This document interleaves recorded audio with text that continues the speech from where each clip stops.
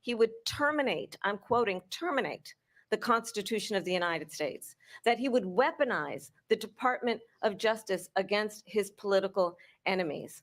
Someone who has openly expressed disdain for members of our military. Understand what it would mean if Donald Trump were back in the White House with no guardrails, because certainly we know now the court won't stop him. We know J.D. Vance is not going to stop him. It's up to the American people. Vice President Harris, thank you. Lindsey? Vice President Harris, in your last run for president. This is the one that weaponized, not me. She weaponized. I probably took a bullet to the head because of the things that they say about me. They talk about democracy. I'm a threat to democracy. They're the threat to democracy with a fake Russia investigation we do have a lot that went nowhere. We have a lot to get to. Lindsey? Vice President Harris, in your last run for president, you said you wanted to ban fracking. Now you don't. You wanted mandatory government buyback programs for assault weapons. Now your campaign says you don't. You supported decriminalizing border crossings. Now you're taking a harder line. I know you say that your values have not changed. So then why have so many of your policy positions changed?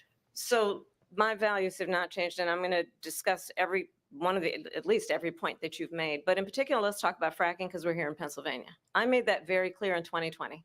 I will not ban fracking. I have not banned fracking as Vice President of the United States. And in fact, I was the tie-breaking vote on the Inflation Reduction Act, which opened new leases for fracking.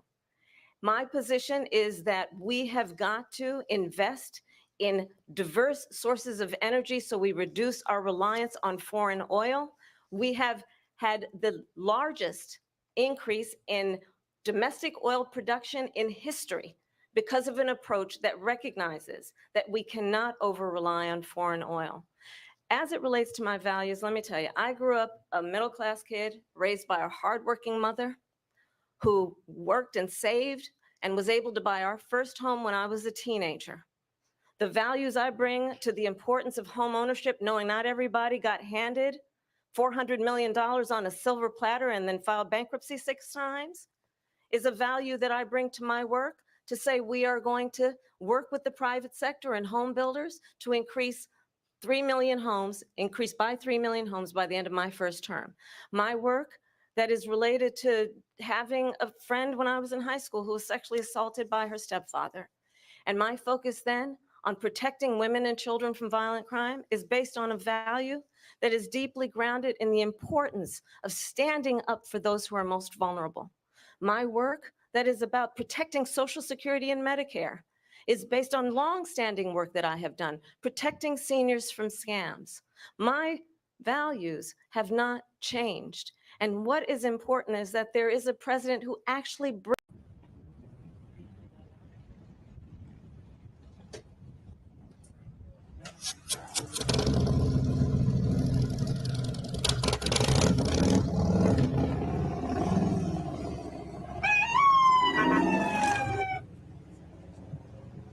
Sorry.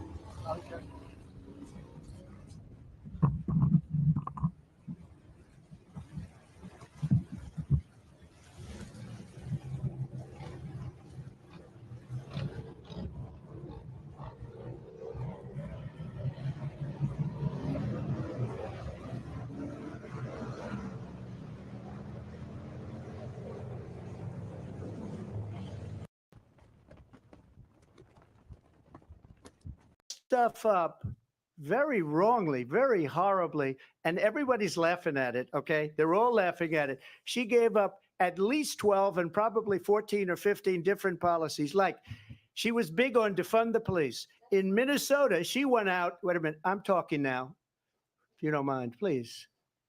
Does that sound familiar? She went out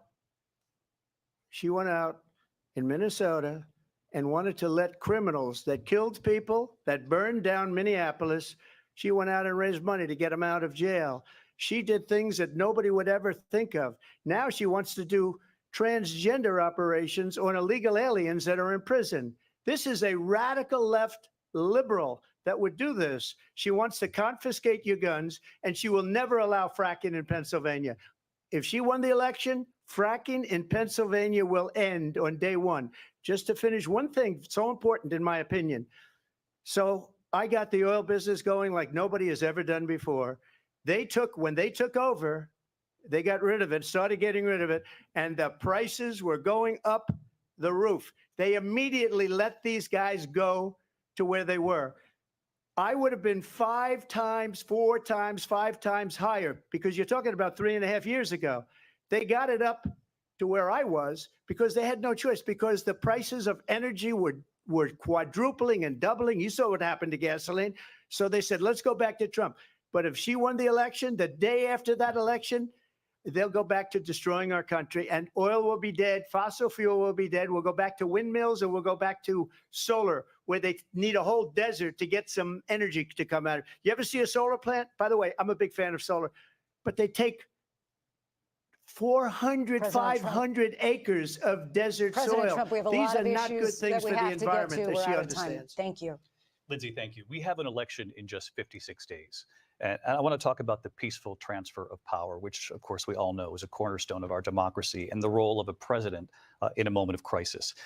Mr. President, on January 6th, you told your supporters to march to the Capitol. You said you would be right there with them. The country and the world saw what played out at the Capitol that day, the officers coming under attack. Aides in the West Wing say you watched it unfold on television off the Oval Office.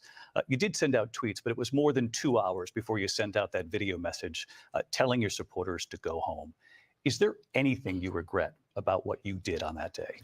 You just said a thing that isn't covered. Peacefully and patriotically, I said during my speech, not later on. Peacefully and patriotically. And nobody on the other side was killed. Ashley Babbitt was shot by an out-of-control police officer that should have never, ever shot her. It's a disgrace. But we didn't do this group of people that have been treated so badly. I ask, what about all the people that are pouring into our country and killing people that she allowed to pour in? She was the border czar. Remember that. She was the border czar. She doesn't want to be called the border czar because she's embarrassed by the border. In fact, she said at the beginning, well, I'm surprised you're not talking about the border yet. That's because she knows what a bad job they've done. What about those people? When are they going to be prosecuted? When are these people from countries all over the world, not just South America? They're coming in from all over the world, David, all over the world. And crime rates are down all over the world because of it. But let me just when ask are those, David, when are those people going to be prosecuted? When are the people that burned down Minneapolis going to be prosecuted? Or in Seattle, they went into Seattle, they took over a big percentage of the city of Seattle. When are those people going to be prosecuted? But let me just ask You might ask her that question. You were the president. You were watching it unfold on television. It's a very simple question as we move forward toward another election.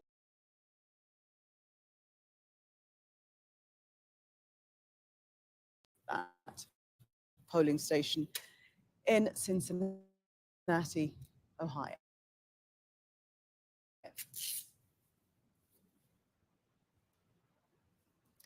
Meantime, in the last hour, former President Barack Obama has taken to social media to call on American voters to cast their votes for Kamala Harris. Is going to be close. In some states, just a handful of votes in every precinct could decide the winner. So you need to get out there and vote. So tell your family, talk to your neighbors, make a plan, go to the polls with your friends and vote. Vote for Kamala Harris and Tim Walz. Well, the first official result of the election has already been returned by a small town in New Hampshire. The 6 voters of Dixville Notch started to cast their ballots at midnight, and the count was completed just 15 minutes later. Donald Trump and Kamala Harris each won 3 votes as the town continued its tradition dating back to 1960 of being the first place in the United States to declare their votes. Well, the result of the election could come down to a few 100,000 votes in the swing states where it's simply too close to call. Our correspondent Tom Cheshire has more. Yeah, loads of votes being cast today, around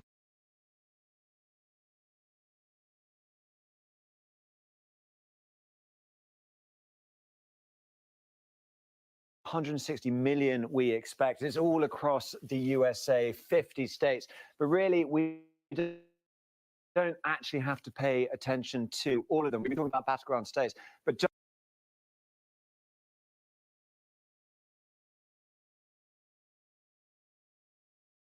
for the context, what you've got over America is 36 states who have voted the same way for the last 6 elections. It's the equivalent of a safe Conservative or Labour seat when it comes to UK general elections. That is repeated. So, you know, go to Kansas and we can look at how they voted over the last few occasions. And if you look at that, it is just red, red, red. It is Republican. In fact, they've voted Republican all the way since 1968. Compare that on the other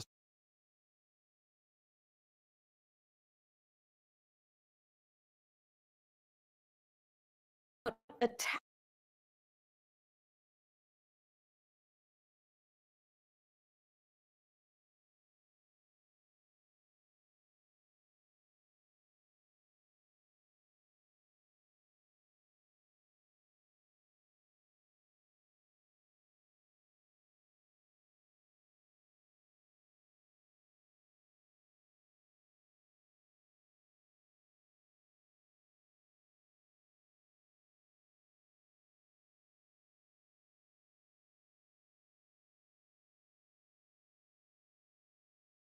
really, really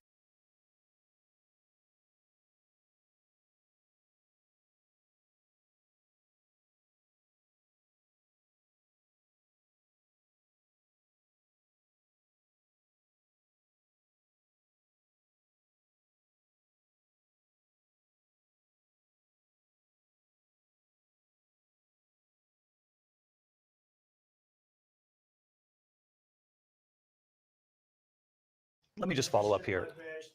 It was a different term, and it was a term that related to energy because they have destroyed our energy business. That was where Bloodbath was. Also, on Charlottesville, that story has been, as you would say, debunked. Laura Ingraham, Sean Hannity, Jesse, all of these people, they covered it. If they go an extra sentence, they will see it was perfect. It was debunked in almost every newspaper, but they still bring it up, just like they bring 2025 up.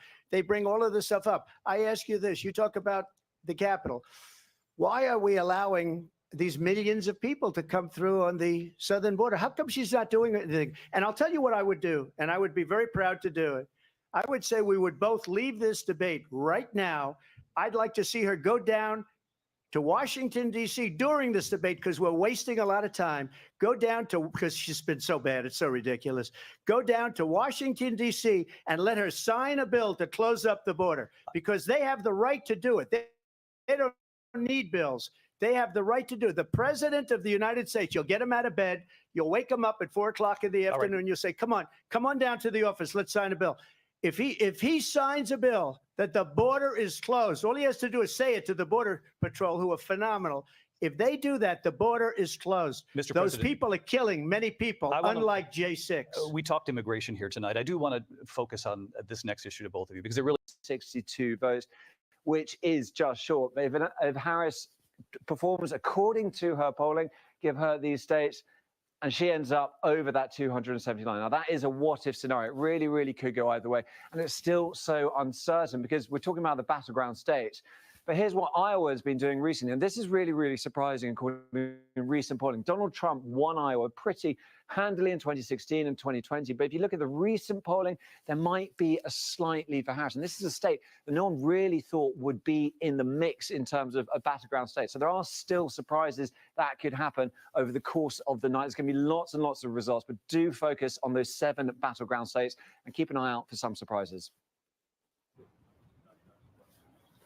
Tom, thank you. We'll make sure to tune in to watch Mark and Yalda and the rest of the team this evening. Special coverage of the results starts from 10 p.m. until we have a winner.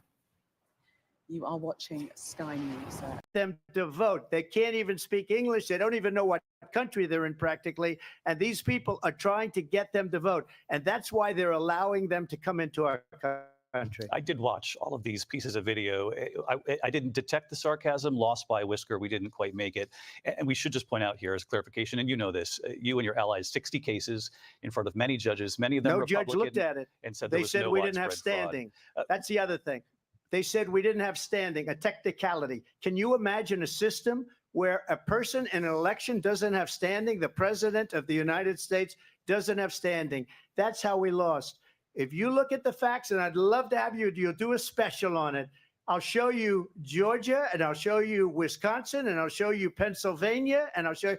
We have so many facts and statistics, but you know what? That doesn't matter because we have to solve the problem that we have right now. That's old news. And the problem that we have right now is we have a nation in decline, and they have put it into decline. We have a nation that is dying, David. Mr. President, thank you. Vice President Harris, you heard the president there tonight. He said he didn't say that he lost by a whisker. So he still believes he did not lose the election that was won by President Biden and yourself.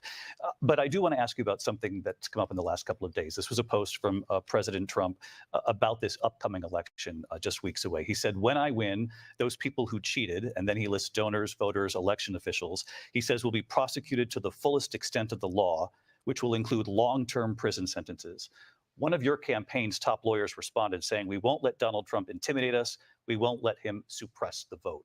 Is that what you believe he's trying to do here? Donald Trump was fired by 81 million people.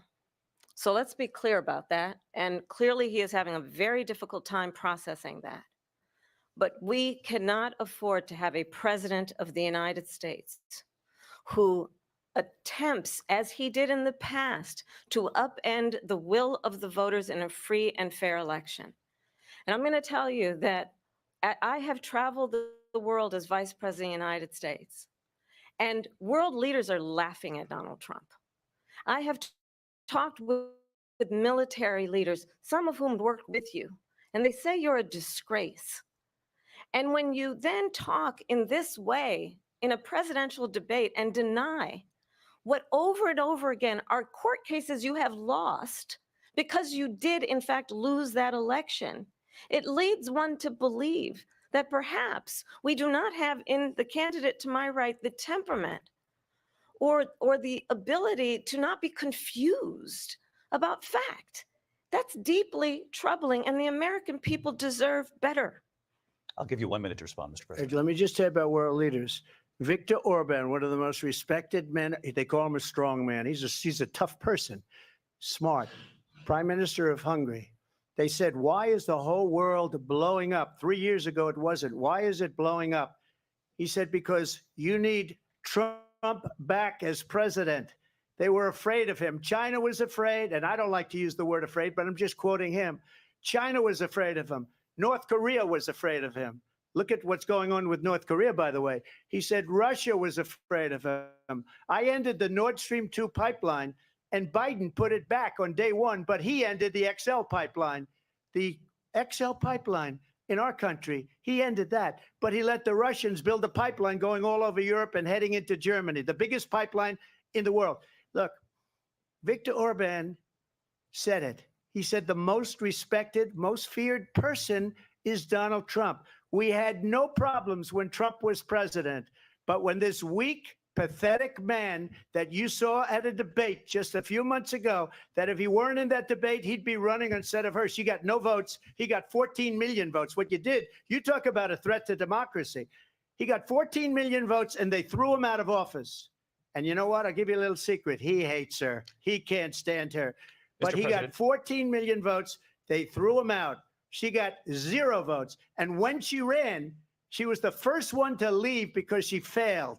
And now she's running. I don't understand it, but I'm okay with it because your time I is up. think we're Thank going to you. do very well. We've got a lot more to get to. Turning now Yes. to the Israel-Hamas war and the hostages who are still being held, Americans among them.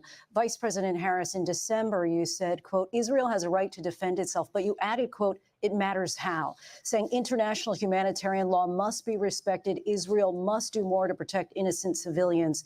You said that 9 months ago. Now, an estimated 40,000 Palestinians are dead. Nearly 100 hostages remain. Just last week, Prime Minister Benjamin Netanyahu said there's not a deal in the making. President Biden has not been able to break through the stalemate. How would you do it? Well, let's understand how we got here. On October 7, Hamas, a terrorist organization, slaughtered 1,200 Israelis, many of them young people who were simply attending a concert. Women were horribly raped. And so, absolutely, I said then, I now, Israel has a right to defend itself. We would. And how it does so matters because it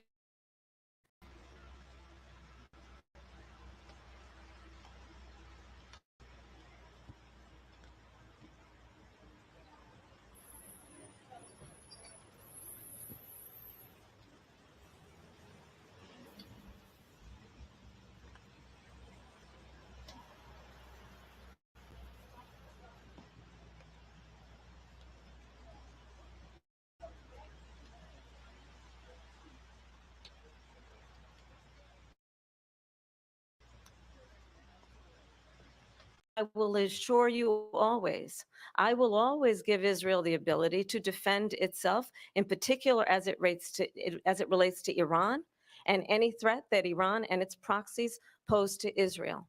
But we must have a two-state solution where we can rebuild Gaza, where the Palestinians have security, self-determination, and the dignity they so rightly deserve. President Trump, how would you negotiate with Netanyahu and also Hamas in order to get the hostages out and prevent the killing of more innocent civilians in Gaza? If I were president, it would have never started. If I were president, Russia would have never, ever, I know Putin very well, he would have never, and there was no threat of it either, by the way, for 4 years, have gone into Ukraine and killed millions of people when you add it up, far worse than people understand what's going on over there. But when she mentions about Israel, all of a sudden, she hates Israel. She wouldn't even meet with Netanyahu when he went to Congress to make a very important speech. She refused to be there because she was at a sorority party of hers. She wanted to go to the sorority party. She hates Israel. If she's president, I believe that Israel will not exist within 2 years from now. And I've been pretty good at predictions, and I hope I'm wrong about that one.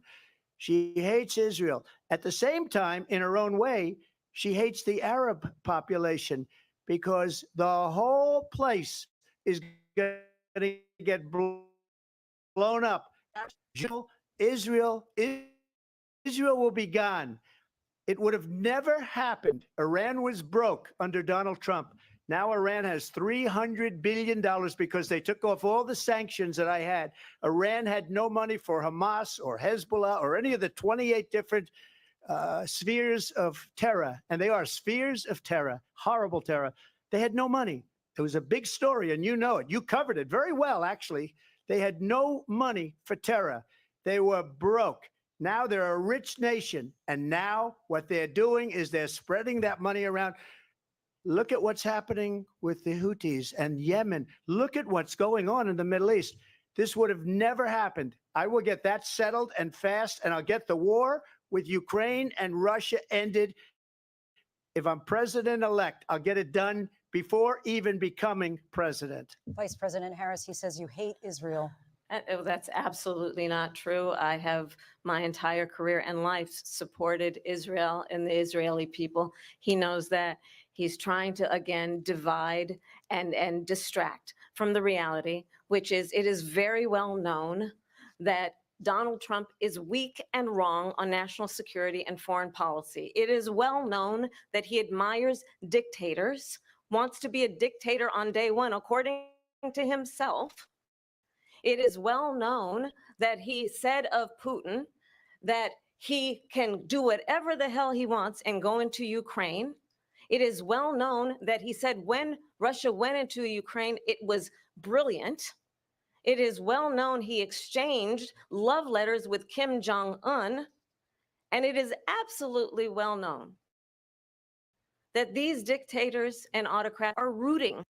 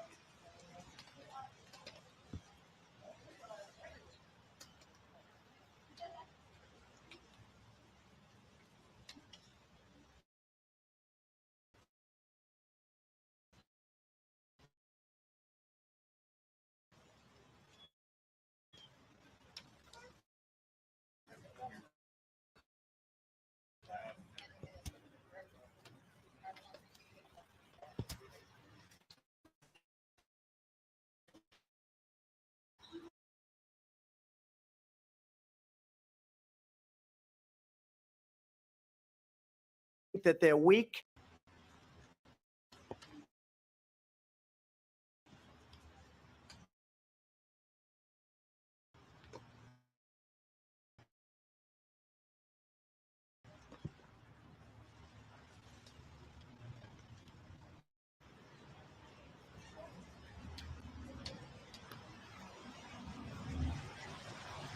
Turn to the war in Ukraine. We're now 2.5 years into this conflict. Mr. President, it has been the position of the Biden administration that we must defend Ukraine from Russia, from Vladimir Putin, to defend their sovereignty, their democracy, that it's in America's best interest to do so, arguing that if Putin wins, he may be emboldened to move even further into other countries.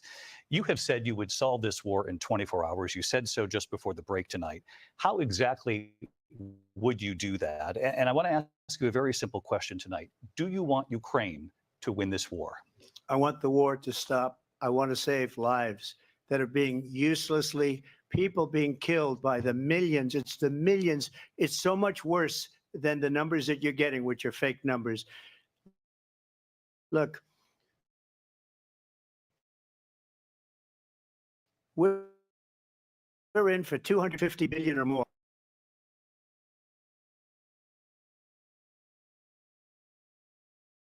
Done than we are. They're in for $150 billion less because Biden and you don't have the courage to ask Europe, like I did with NATO. They paid billions and hundreds of billions of dollars when I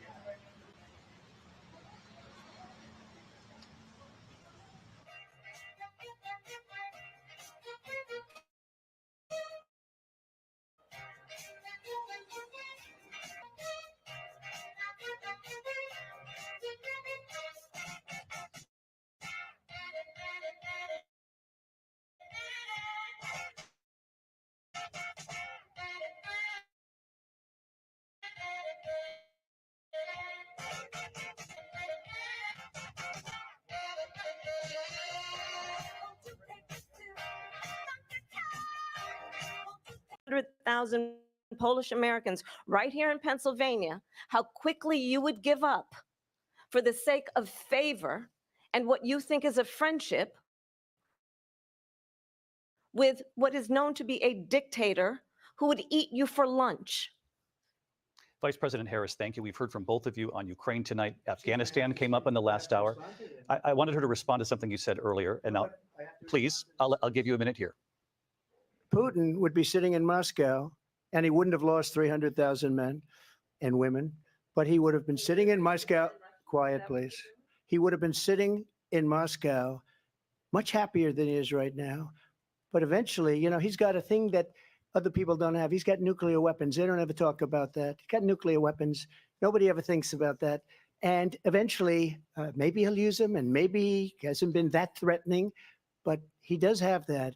Something we don't even like to talk about. Nobody likes to talk about it.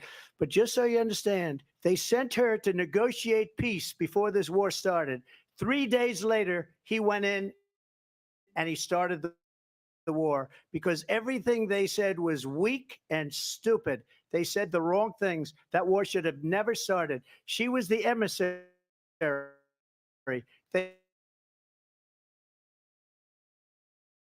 And the war started 3 days later. And that's the kind of talent we have with her. She's worse than Biden. In my opinion, I think he's the worst president in the history of our country. She goes down as the worst vice president in the history of our country. But let me tell you something.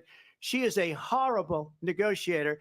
They sent her in to negotiate. As soon as they left, Putin did the invasion. President Trump, thank you. You did bring up something. You said she went to negotiate with Vladimir Putin. Vice President Harris, have you ever met Vladimir Putin? Can you clarify tonight?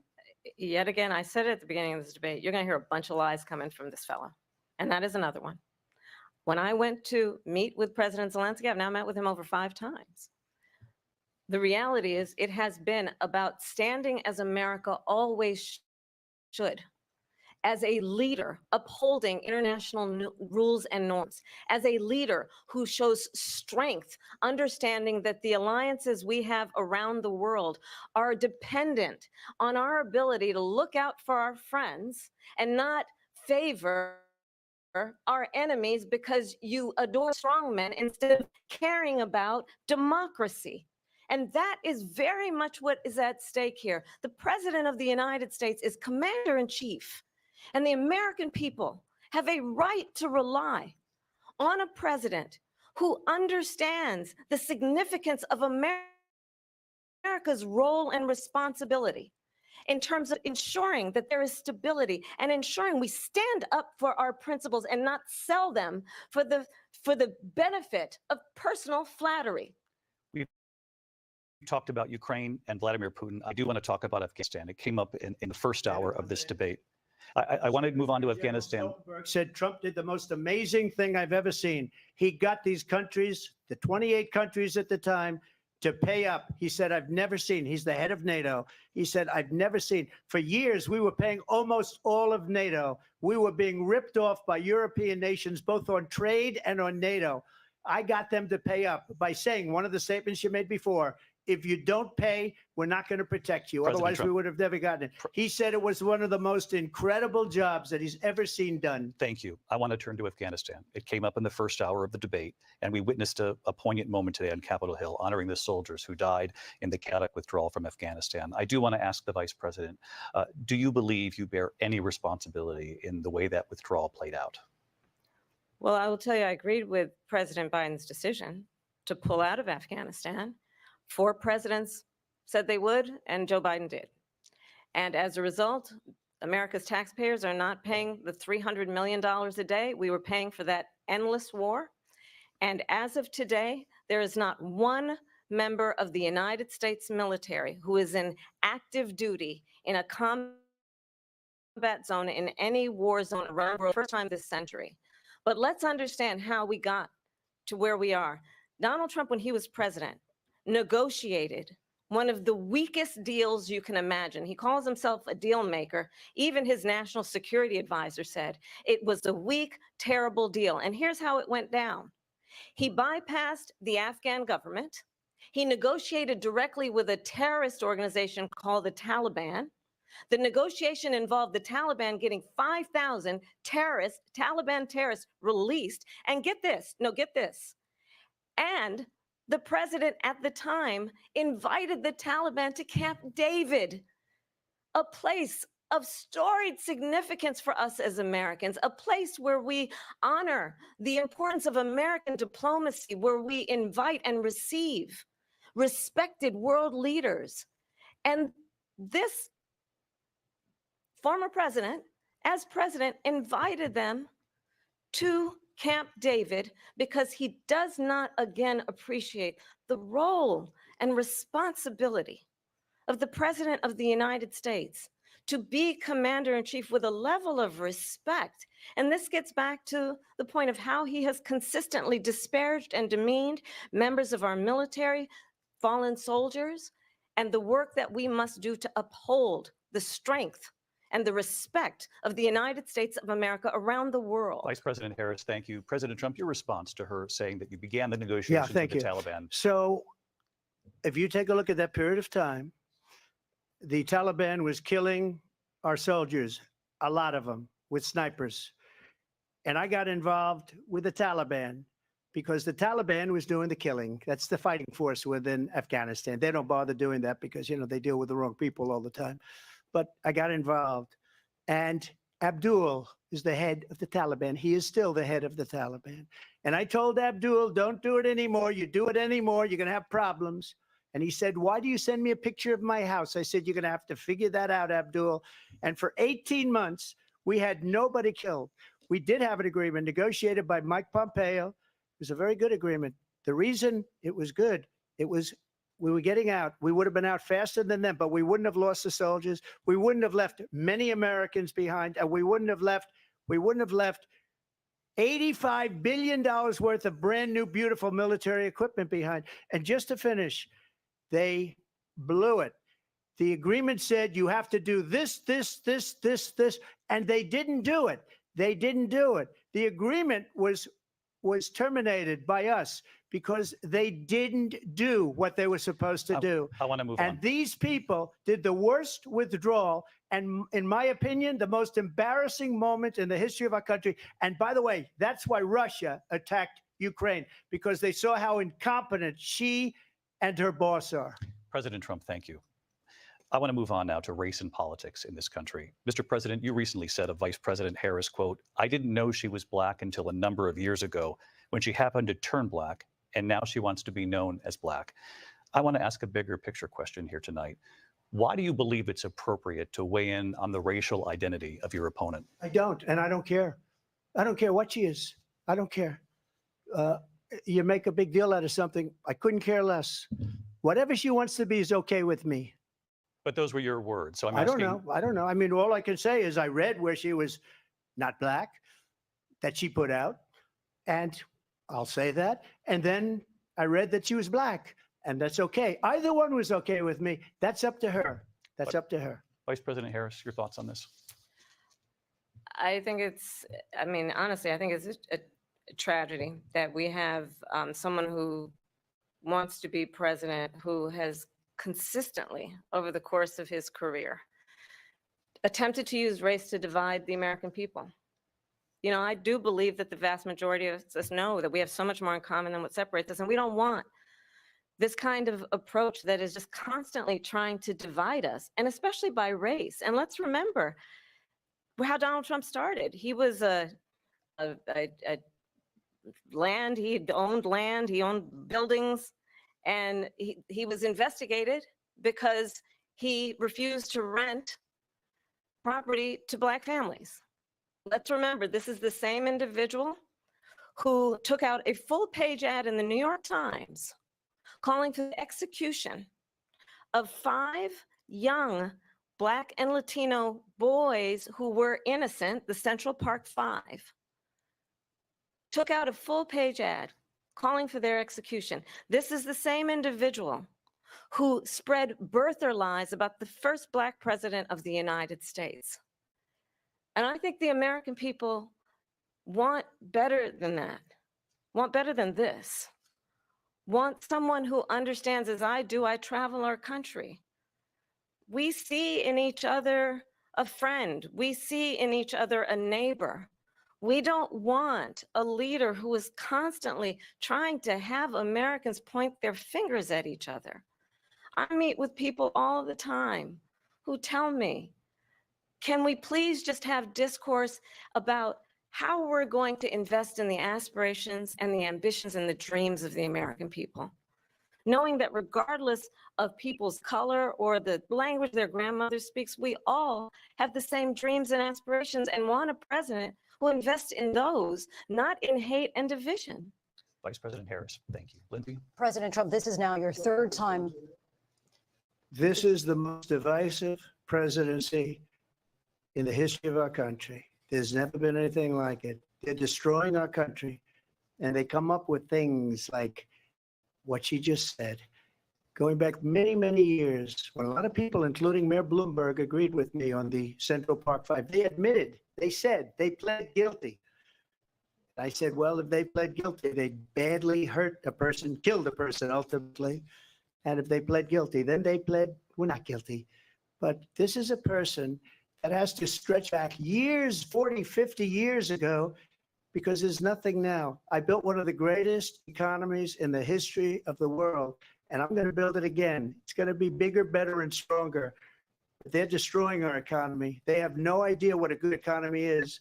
Their oil policies, every single policy. And remember this, she is Biden. You know, she's trying to get away from Biden. I don't know the gentleman, she says.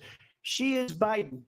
The worst inflation we've ever had, a horrible economy because inflation has made it so bad, and she can't get away with that. Thank you. Your time is up. I want to respond to that, though. I want to just respond briefly. Clearly, I am not Joe Biden, and I am certainly not Donald Trump. And what I do offer is a new generation of leadership for our country.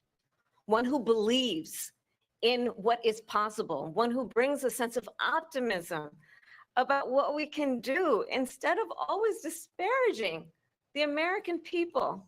I believe in what we can do to strengthen our small businesses, which is why I have a plan. Let's talk about our plans and let's compare the plans.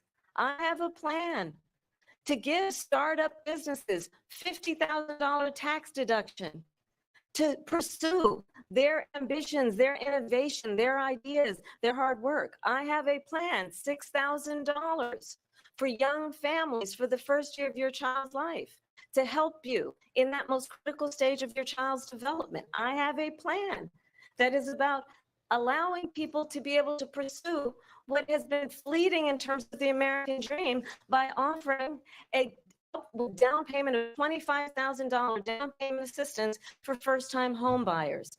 That's the kind of conversation, I believe, David, that people really want tonight, as opposed to a conversation that is constantly about belittling and name-calling. Let's turn the page Vice and President move Harris, forward. thank you. Let's turn to policy. President Let's turn Trump, back we to have policy. to move on. President Trump, Let's turn to policy, She has please. a plan to defund the police. She has a plan to confiscate everybody's gun. President Trump, She we has do a have to plan move on to to not other allow issues. fracking in Pennsylvania or anywhere else. Okay. That's what her plan is until just recently. I just need Lindsay, to go ahead. respond President because Trump, no, the President former Trump, president has no, said I'm something sorry. twice I need to No, respond to. I'm sorry. I We're just going need to to move on, respond Vice one President time Harris. to what he has President said Trump, this multiple is times. now your Yeah. third time running for president. You have long vowed to repeal and replace the Affordable Care Act, also known as Obamacare. You have failed to accomplish that. You now say you're going to keep Obamacare, quote, unless we can do something much better. Last month, you said, quote, we're working on it. So tonight, 9 years after you first started running, do you have a plan, and can you tell us what it is? Obamacare was lousy health care, always was. It's not very good today. And what I said, that if we come up with something, and we are working on things, we're going to do it and we're going to replace it. But remember this, I inherited Obamacare because Democrats wouldn't change it. They wouldn't vote for it. They were unanimous. They wouldn't vote to change it. If they would have done that, we would have had a much better plan than Obamacare. But the Democrats came up, they wouldn't vote for it. I had a choice to make when I was president. Do I save it and make it as good as it can be, never going to be great, or do I let it rot? And I felt I had an obligation, even though politically it would have been good to just let it rot and let it go away. I decided, and I told my people, the top people, and they're very good people. I have a lot of good people in that administration. We read about the bad ones. We had some real bad ones too, and so do they. They have really bad ones. The difference is they don't get rid of them. But let me just explain. I had a choice to make. Do I save it and make it as good as it can be, or do I let it rot? And I saved it. I did the right thing. But it's still never going to be great, and it's too expensive for people. And what we will do is we're looking at different plans. If we can come up with a plan that's going to cost our people, our population, less money and be better health care than Obamacare, then I would absolutely do it. But until then, I'd run it as good as it can be run. So just a yes or no, you still do not have a plan. I have concepts of a plan. I'm not president right now. But if we come up with something, I would only change it if we come up with something that's better and less expensive. And there are concepts and options we have to do that. And you'll be hearing about it in the not too distant future. Vice President Harris, in 2017, you supported Bernie Sanders' proposal to do away with private insurance and create a government-run healthcare system. 2 years later, you proposed a plan that included a private insurance option. What is your plan today?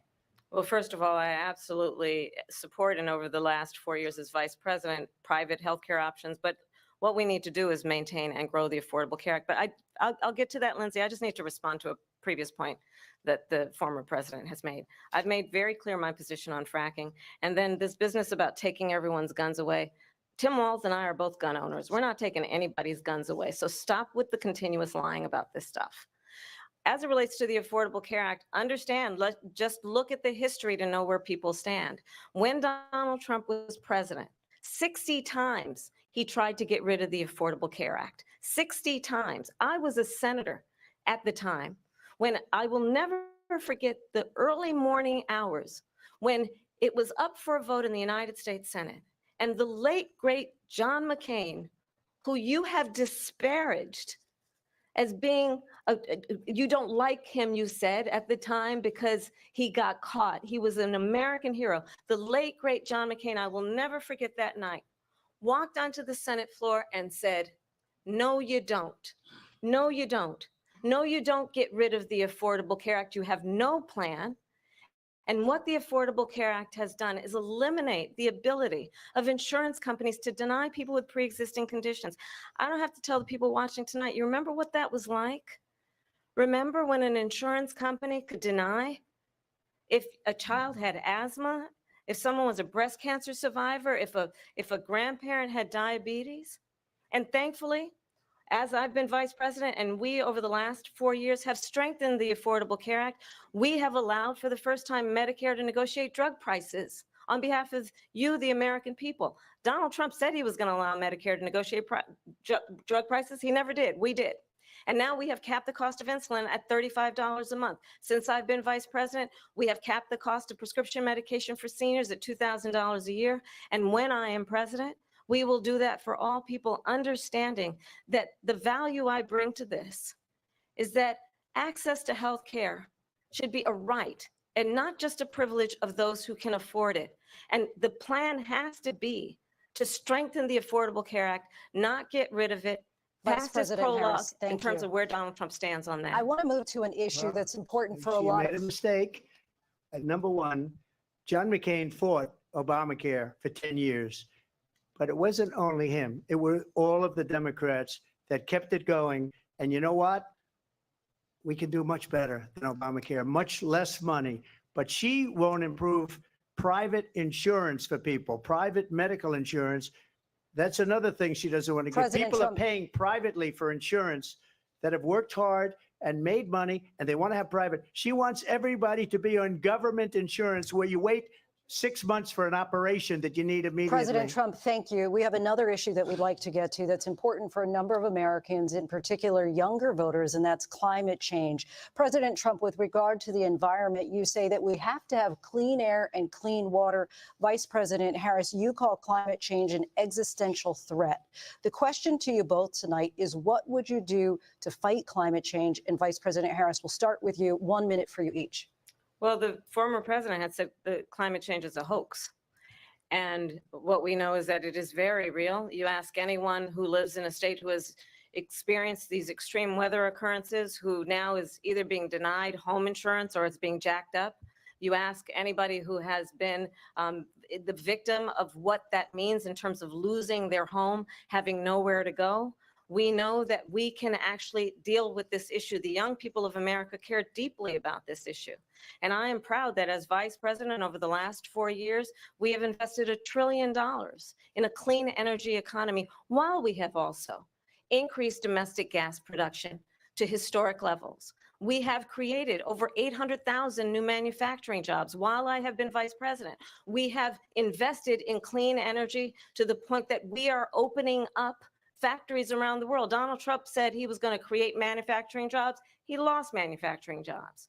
And I'm also proud to have the endorsement of the United Auto Workers and Sean Fain, who also know that part of building a clean energy economy includes investing in American-made products, American automobiles. It includes growing what we can do around American manufacturing and opening up auto plants, not closing them like happened under Donald Trump. Vice President Harris, thank you. That didn't happen under Donald Trump. Let me just tell you, they lost 10,000 manufacturing jobs this last month.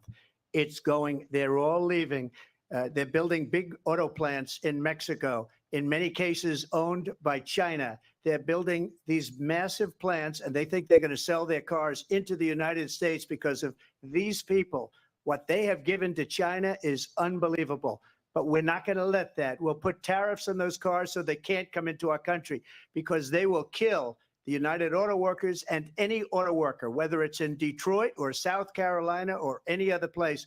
What they've done to business and manufacturing in this country is horrible. We have nothing because they refuse. You know, Biden doesn't go after people because supposedly China paid him millions of dollars. He's afraid to do it. Between him and his son, they get all this money from Ukraine. They get all this money from all of these different countries. And then you wonder, why is he so loyal to this one, that one, Ukraine, China?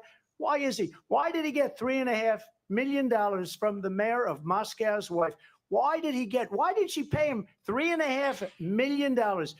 This is a crooked administration, and they're selling our country down the tubes. President Trump, thank you. Thank you. Tonight, the time has come for closing statements, and Vice President Harris, we begin with you. So I think you've heard tonight two very different visions for our country. One that is focused on the future, and the other that is focused on the past, and an attempt to take us backward. But we're not going back.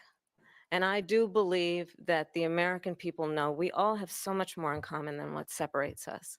And we can chart a new way forward. And a vision of that includes having a plan, understanding the aspirations, the dreams, the hopes, the ambition of the American people, which is why I intend to create an opportunity economy, investing in small businesses, in new families, in what we can do around protecting seniors, what we can do that is about giving hardworking folks a break and bringing down the cost of living. I believe in what we can do together that is about sustaining America's standing in the world and ensuring that we have the respect that we so rightly deserve, including respecting our military and ensuring we have the most lethal fighting force in the world. I will be a president that will protect our fundamental rights and freedoms, including the right of a woman to make decisions about her own body and not have her government tell her what to do. I'll tell you, I started my career as a prosecutor. I was a DA, I was an attorney general, a United States senator, and now vice president. I've only had one client, the people. And I'll tell you, as a prosecutor, I never asked a victim or a witness, are you a Republican or a Democrat? The only thing I ever asked them, are you okay? And that's the kind of president we need right now. Someone who cares about you and is not putting themselves first. I intend to be a president for all Americans and focus on what we can do over the next 10 and 20 years to build back up our country by investing right now in you, the American people. Vice President Harris, thank you. President Trump? So she just started by saying she's going to do this, she's going to do that, she's going to do all these wonderful things. Why hasn't she done it? She's been there for 3.5 years. They've had 3.5 years to fix the border. They've had 3.5 years to create jobs and all the things we talked about. Why hasn't she done it? She should leave right now, go down to that beautiful White House, go to the Capitol, get everyone together and do the things you want to do, but you haven't done it and you won't do it because you believe in things that the American people don't believe in. You believe in things like we're not going to frack, we're not going to take fossil fuel, we're not going to do things that are going to make this country strong, whether you like it or not. Germany tried that, and within 1 year, they were back to building normal energy plants. We're not ready for it. We can't sacrifice our country for the sake of bad vision. But I just ask one simple question. Why didn't she do it? We're a failing nation. We're a nation that's in serious decline. We're being laughed at all over the world. All over the world, they're laughed. I know the leaders very well. They're coming to see me. They call me. We're laughed at all over the world. They don't understand what happened to us as a nation. We're not a leader. We don't have any idea what's going on. We have wars going on in the Middle East. We have wars going on with Russia and Ukraine. We're going to end up in a third world war, and it'll be a war like no other because of nuclear weapons, the power of weaponry. I rebuilt our entire military. She gave a lot of it away to the Taliban. She gave it to Afghanistan. What these people have done to our country, and maybe toughest of all, is allowing millions of people to come into our country. Many of them are criminals, and they're destroying our country. The worst president, the worst vice president in the history of our country.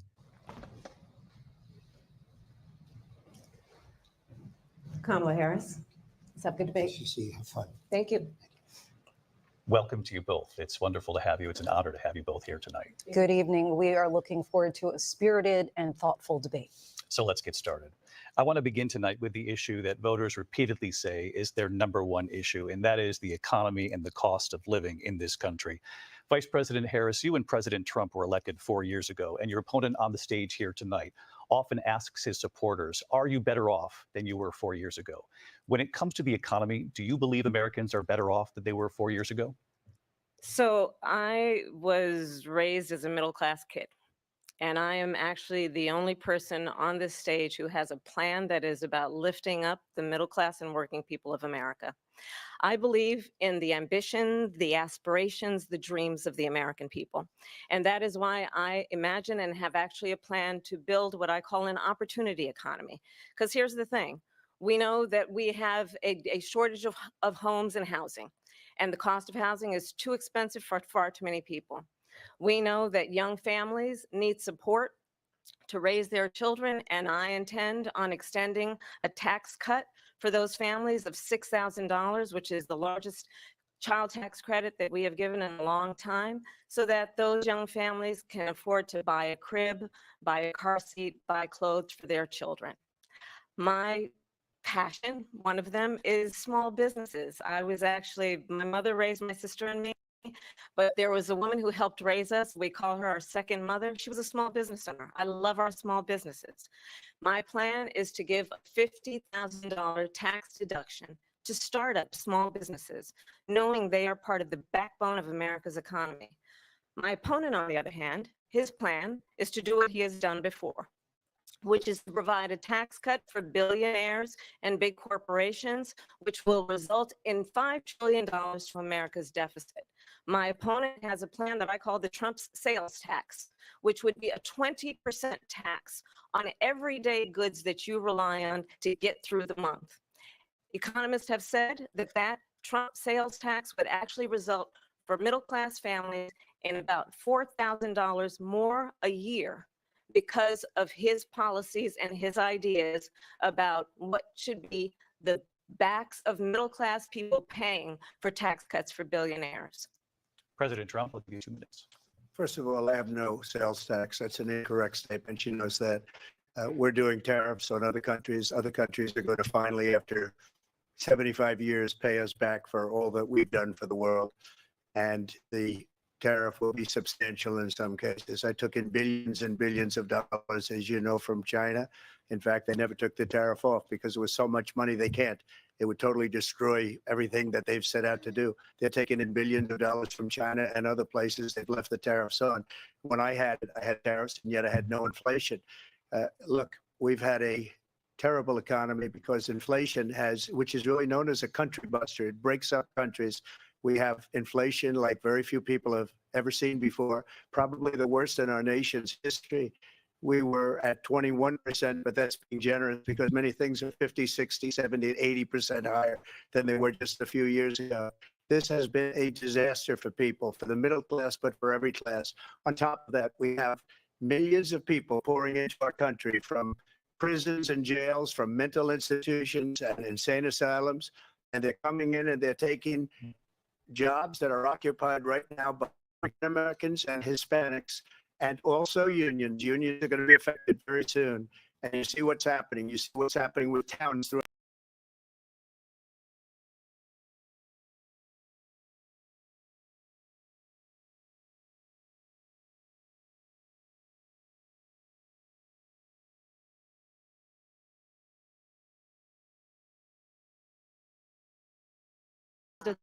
We want to unite and represent America, and she will take care of all people. Her agenda is for reproductive rights, for immigrants, for LGBT, for the economy. So yes, she represents the people. If this is not a movement for the history books, I don't know what is. The way that she has galvanized voters across age, across race, across socioeconomic spectrum, and brought us all to Philadelphia tonight on the cusp of making history is truly amazing.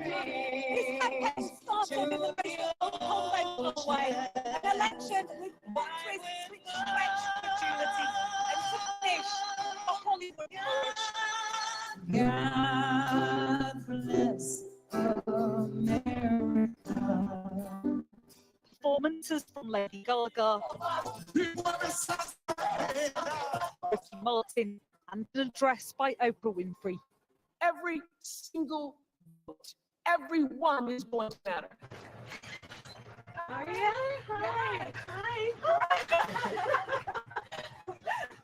Harris practiced as she preached, door knocking in Pennsylvania.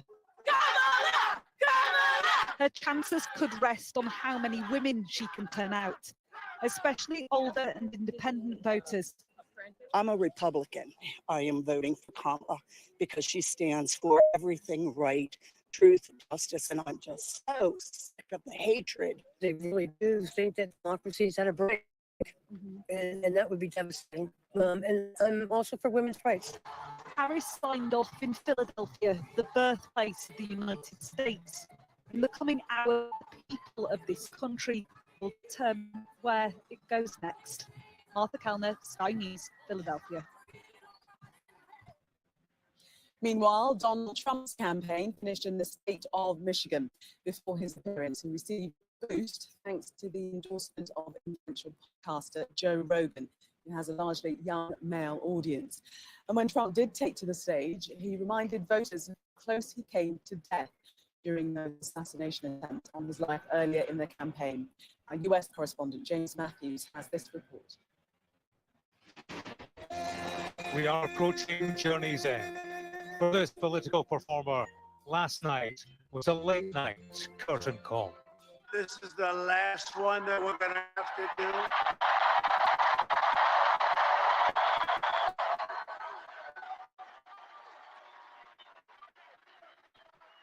And doing 4 of these in one day is a little difficult, but not really, because the love in every one of them has been incredible, just like that. So it makes it a lot easier. This was earlier in Reading, Pennsylvania. It is a movement that Trump built. They've seen his rise, fall, and rise again. In one word, what's the single most important issue for you in this election? The border, safety, Freedom. immigration, life, The economy. freedom. Business.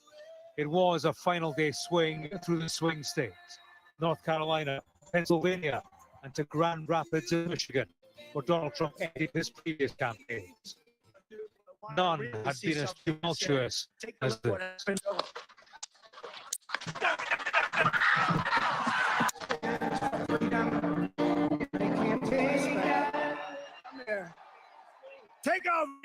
I love salt. Wait a minute, I smell salt. Floating garbage. I think it's called Puerto Rico. We're leading in every state. And I won't forget the men who This doesn't have the celebrity of the Harris campaign.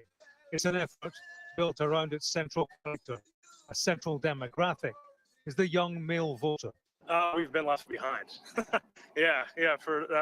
We've been kicked down, as Oliver Anthony put it, and are all kicking us while we're down. What he's done in the past has definitely been good for America, and you can't hold grudges on everybody for so long. He can be a little bombastic at times, but I'm willing to give him a pass on that because of what he stands for. Scholarships and job opportunities, so much less if you're white and Christian, because they will turn you down because of your skin color. Trump, baby, number one. The Donald Trump phenomenon has created this, a movement that's propelled him towards the verge of a second presidency. This is how U.S. political history looks now. Vote, vote, vote. How it looks after today is the big uncertainty, win or lose. James Matthews, Sky News, in Reading, Pennsylvania. Well, the result of the election could come down to a few 100,000 votes in the swing states where it's simply too close to call. Our correspondent Tom Cheshire has more on that. There's going to be 160 million votes, we think, being cast in this election. But actually, look, we can see some. We've already got the first 6 from Dixville in New Hampshire already appearing on that map. There's obviously a long way to go. We've got 50 states here, but actually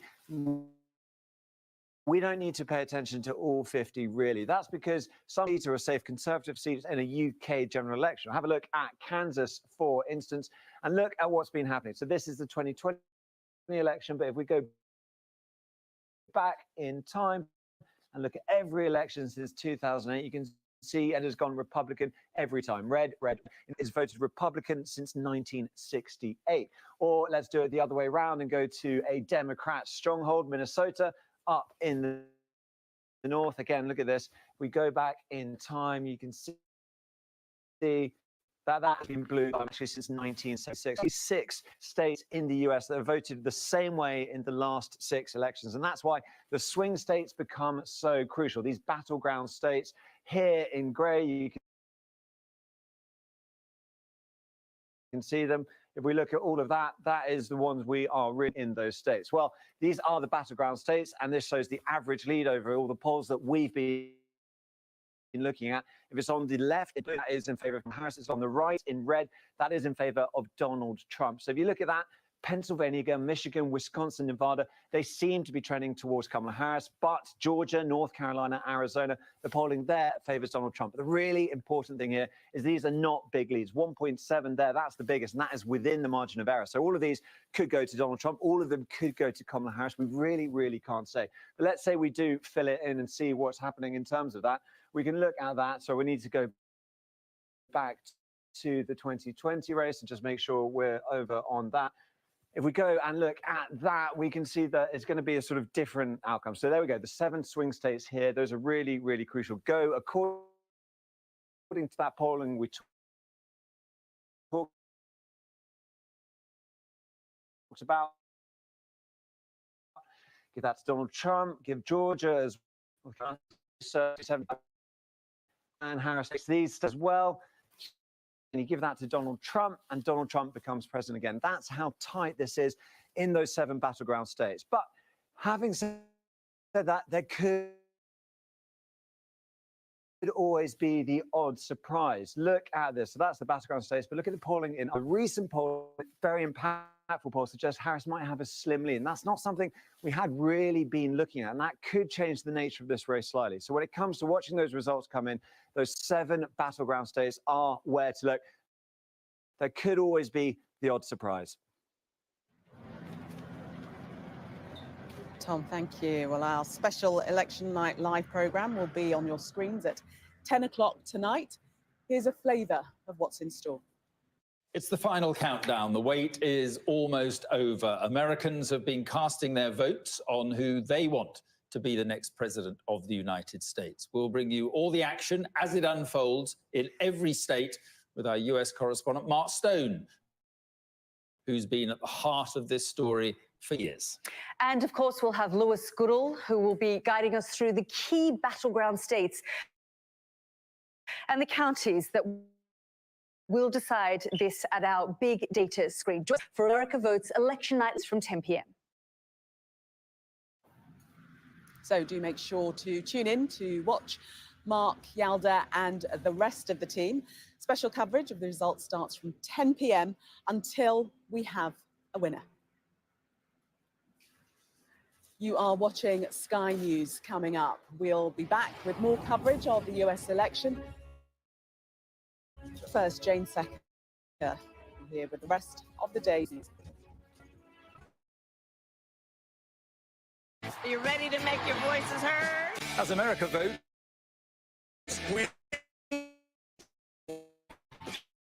stateside as we get close to the act and bring you the results as they arrive. with full reaction and comprehensive analysis, guiding you through the night. In an election which could have huge consequences around the world. Print our shirts, the cost to buy our shirts.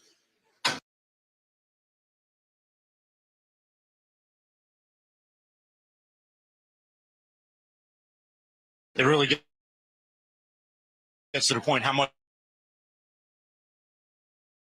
can you charge for a t-shirt to your customers so the goods is bingo. You think it's going to turn around?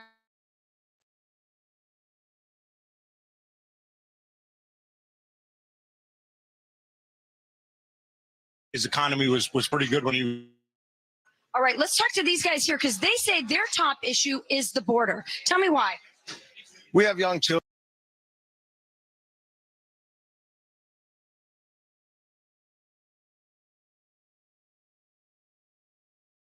And every day you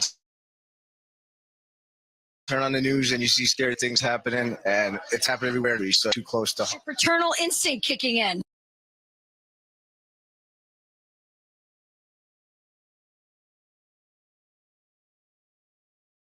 States where the people could vote. Jackie. Your issue also the border. Yes, I'm a teacher, so I'm very protective.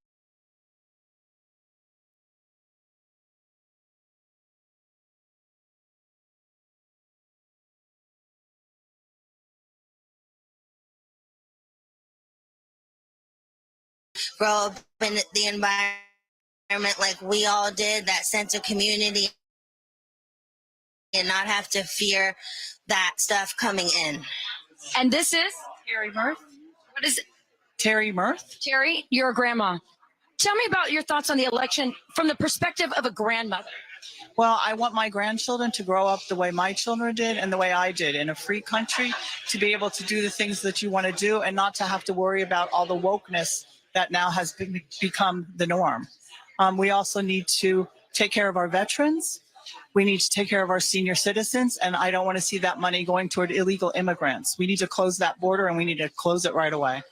All right, you're hearing that from Pennsylvania, the state that might decide this election. A little later, we're going to have Mike Johnson, the Speaker of the House, with us, and I think he's going to flip some pancakes. So stay with us. Back to you guys.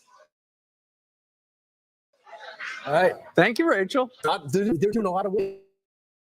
Kane as somebody who walks backwards. This is something pretty. He's live at the Sweet Spot in Concord, North Carolina. Now it will. Sweet Spot.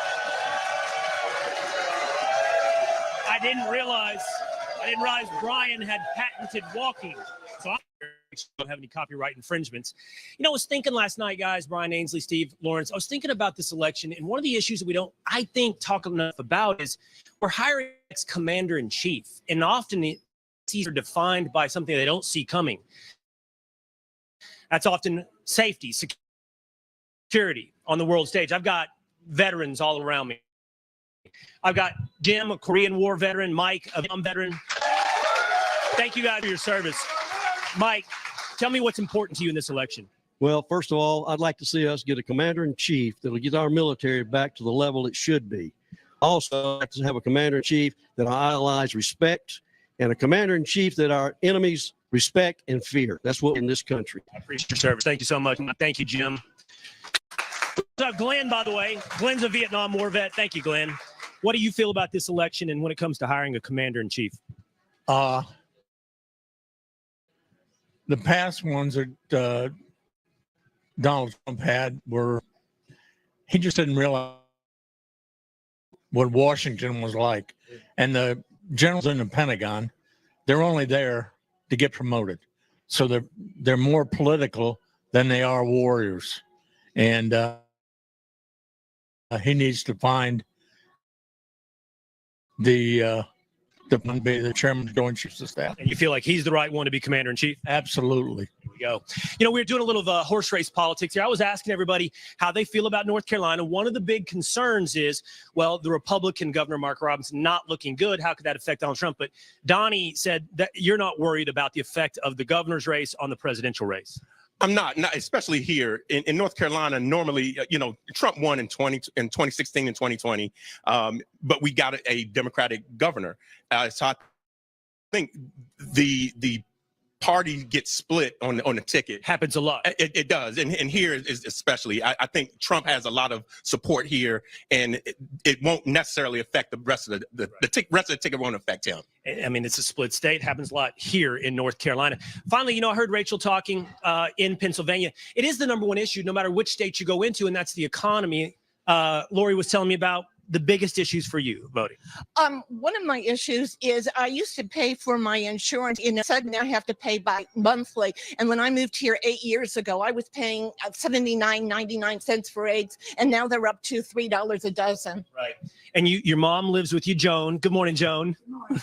One of my thing is the economy and I'm a senior and I have Social Security. However, I am blessed because I have other resources and I live with my daughter. But my insurance in the car has gone up almost double in the last 3 years. And I don't know how seniors can keep up with this. We were talking about this. How do you manage fixed income with this kind of inflation? It's almost impossible. But that's where we are right now in North Carolina. Polls are open in North Carolina. People out there have left. Some have left to go to the polls.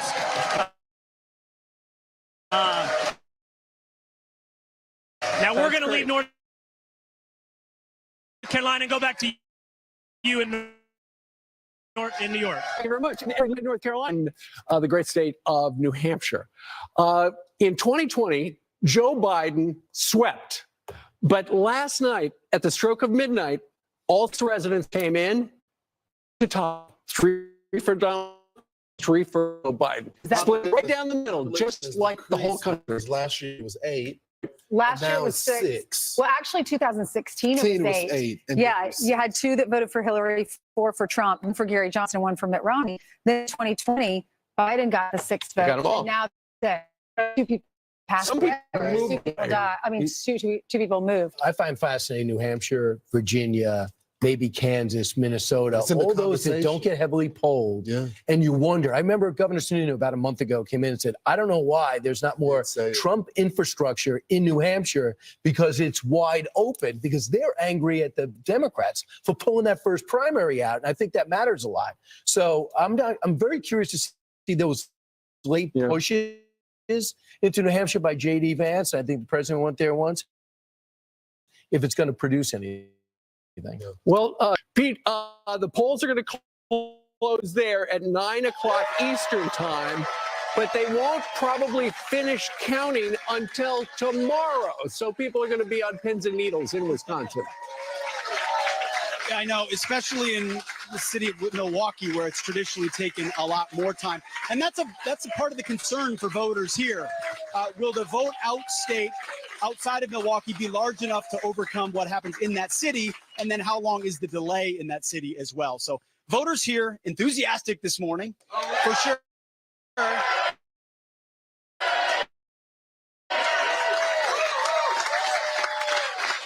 Because as we said before, it's true. The polls don't matter anymore. The pundits don't matter anymore. It is we the people on election day. And in Wisconsin, they're voting for a lot of people. I mean, a lot of eyes on your state tonight. So, Steve, what are your, first of all, what issue motivated you to go to the polls? Or you're going to the polls in an hour. Yes, I'll be there first thing right after breakfast, and securing the border, foreign policy, election integrity.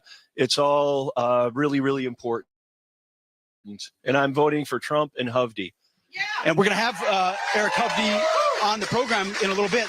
How you feeling about, give our viewers, how you feeling about Wisconsin this cycle? Well, I really think Trump and Hovde think the Republican are going to win.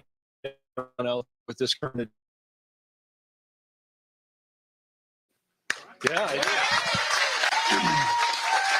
Jenny, you and your husband voted early.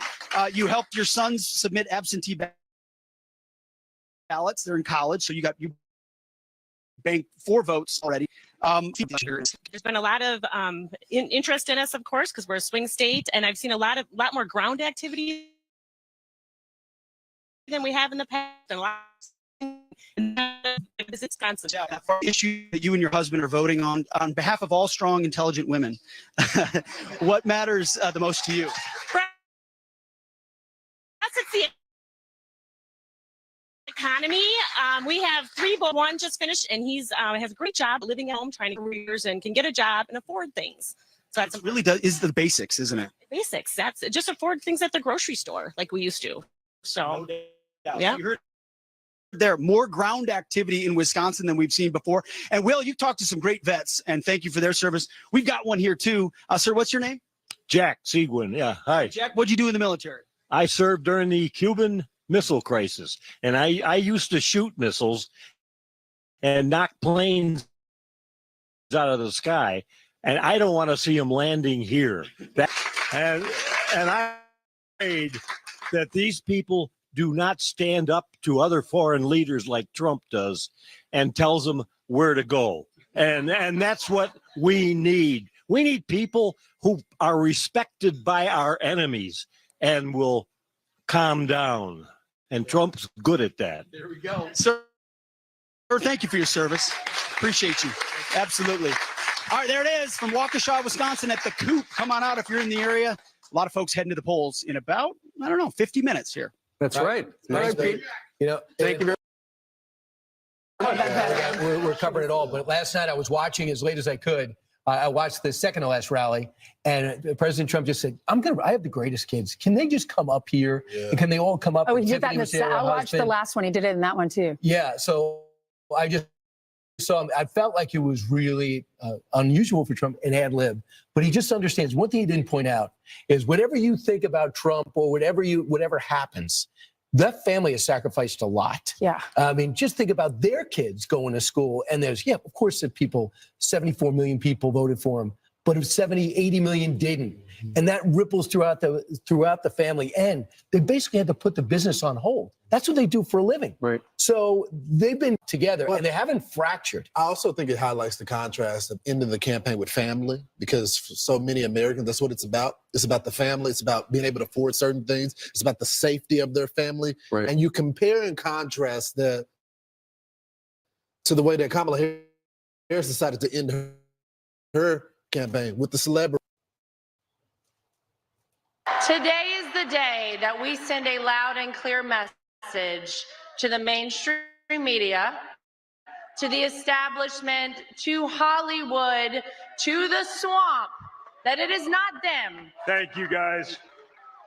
Today, when you wake up with not very much sleep, you got to get to the polls. You know who's standing on the stage at 2 a.m.?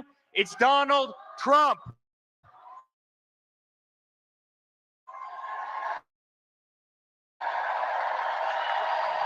Our fighter, and it's that man right there. My father has never stopped, and he will never stop working for you guys. So Donald Trump wrapped up the campaign at that particular town. He said, maybe I'm a little superstitious. I don't know. Very superstitious. I was reading, and this is a jaw-dropping number, but the Daily Mail said that essentially during the last 10 years, Donald Trump has done 900 rallies.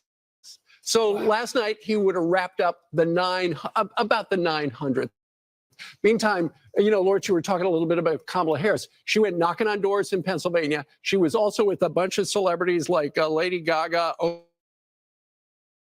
Oprah, Ricky,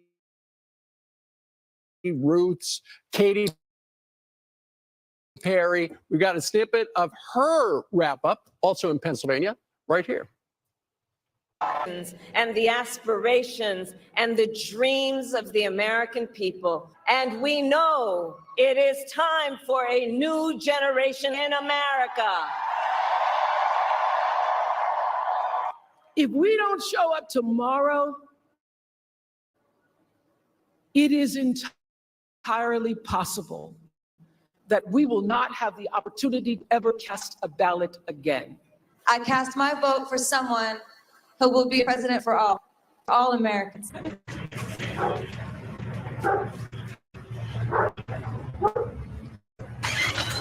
Maria? Hi. Hi. Yes.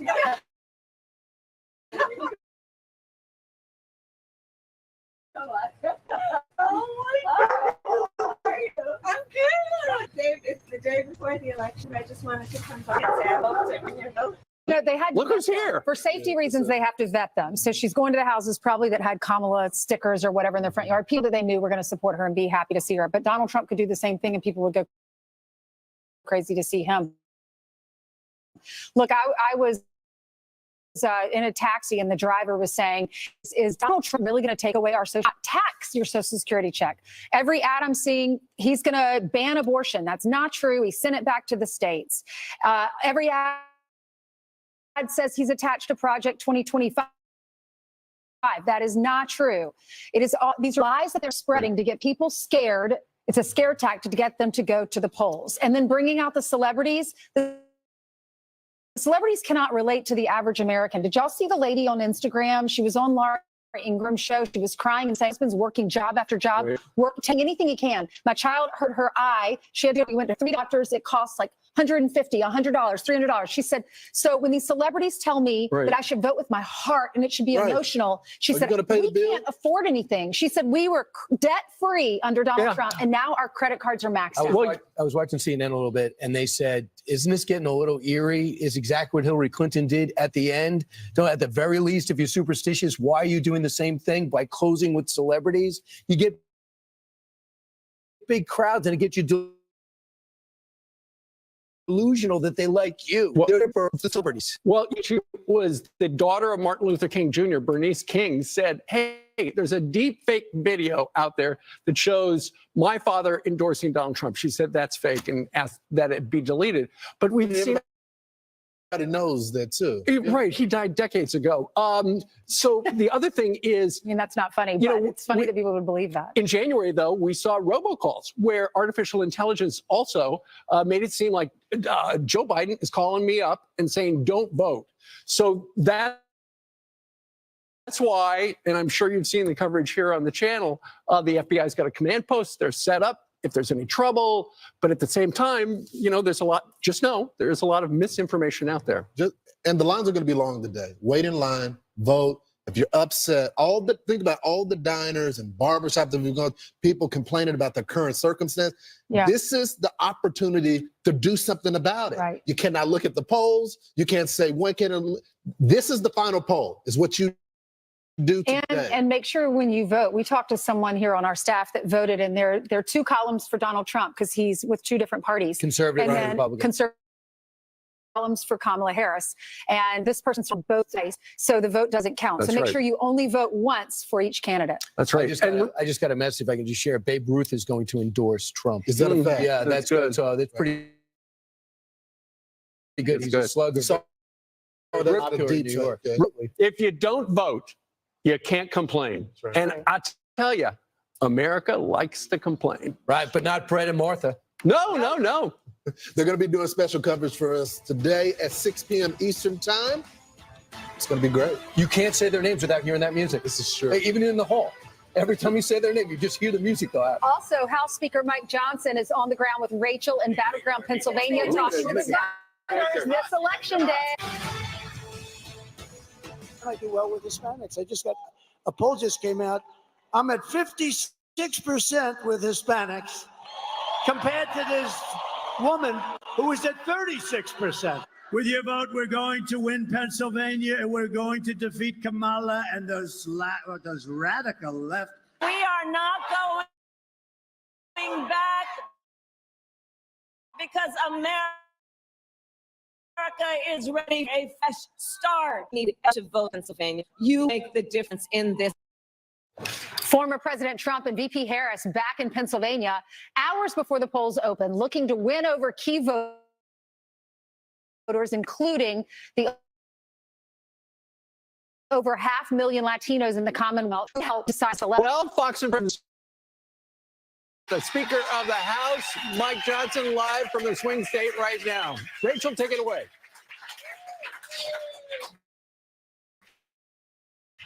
Hey guys, it's so great to be here.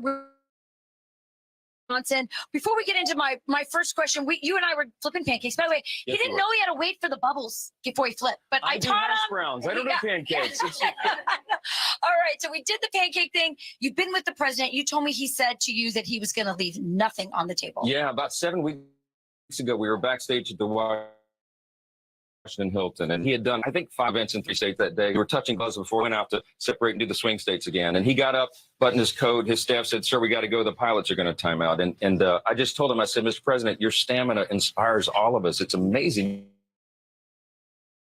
You don't have to do this. You have a great life. You know, you're taking literal bullets for the country." You know what he told me? He said, "Mike, we have to put it all on the field." He said,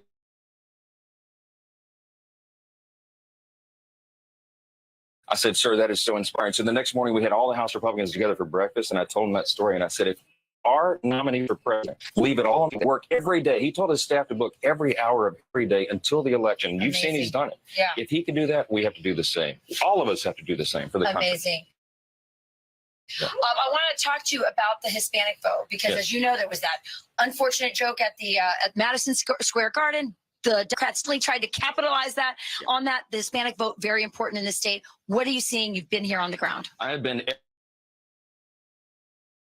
everywhere. We've been in Pennsylvania, of course, but I've done campaigns in over 200 cities across 40 states. We did 2 in Virginia yesterday. We've been all over the place. So there are people coming to the events, Rachel, that have never been there before. And I think the Hispanic and Latino vote is going to be historic this time. I think there's going to be a demographic shift. I think they're coming our way because they see the Democratic Party has abandoned the values of the community and opened the border wide. And that frustrates that community as much as anybody. I think that'd be a big, we're going to. I was just it's going to happen in the state of Pennsylvania. I think we can. Is Trump going to win?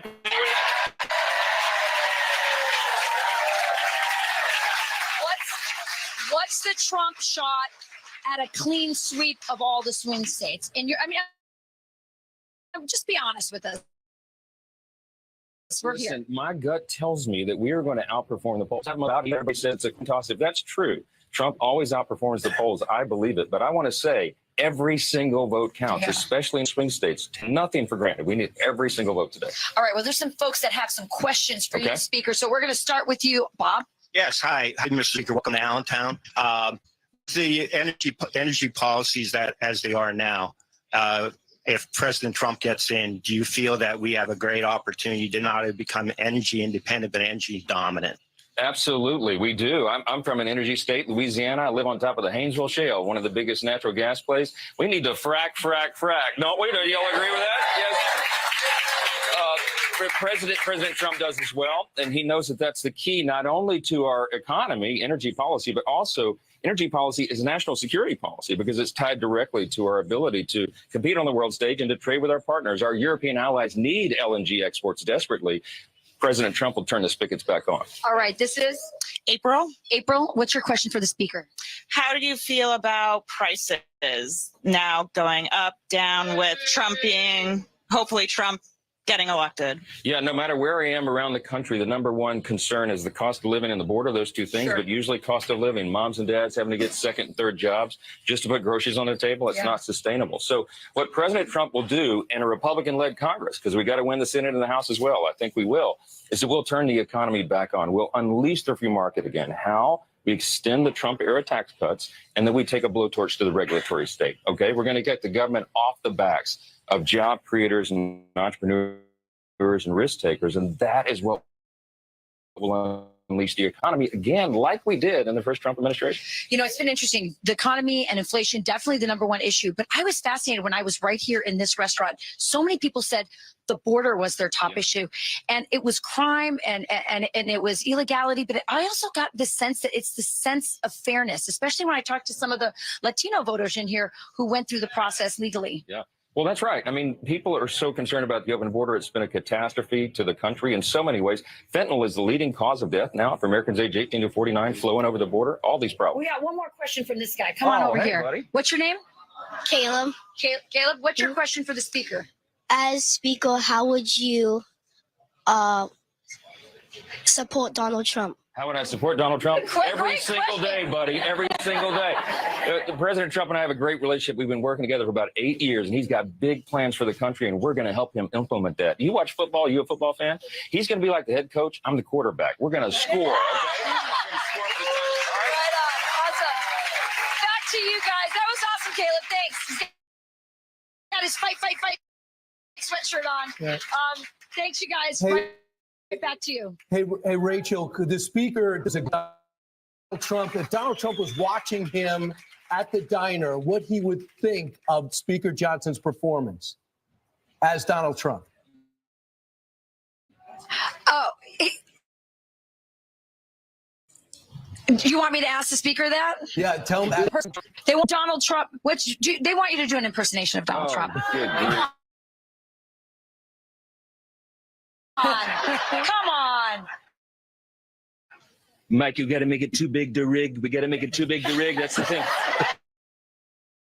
That's right. All of us. Look, every single vote. Baby. We just need a beautiful in there somewhere. Right? All right. Big, beautiful wall. Very nice. You get that? Go back to Brian Yinnis. Brian, apologies. We had a little snafu earlier, but there you are.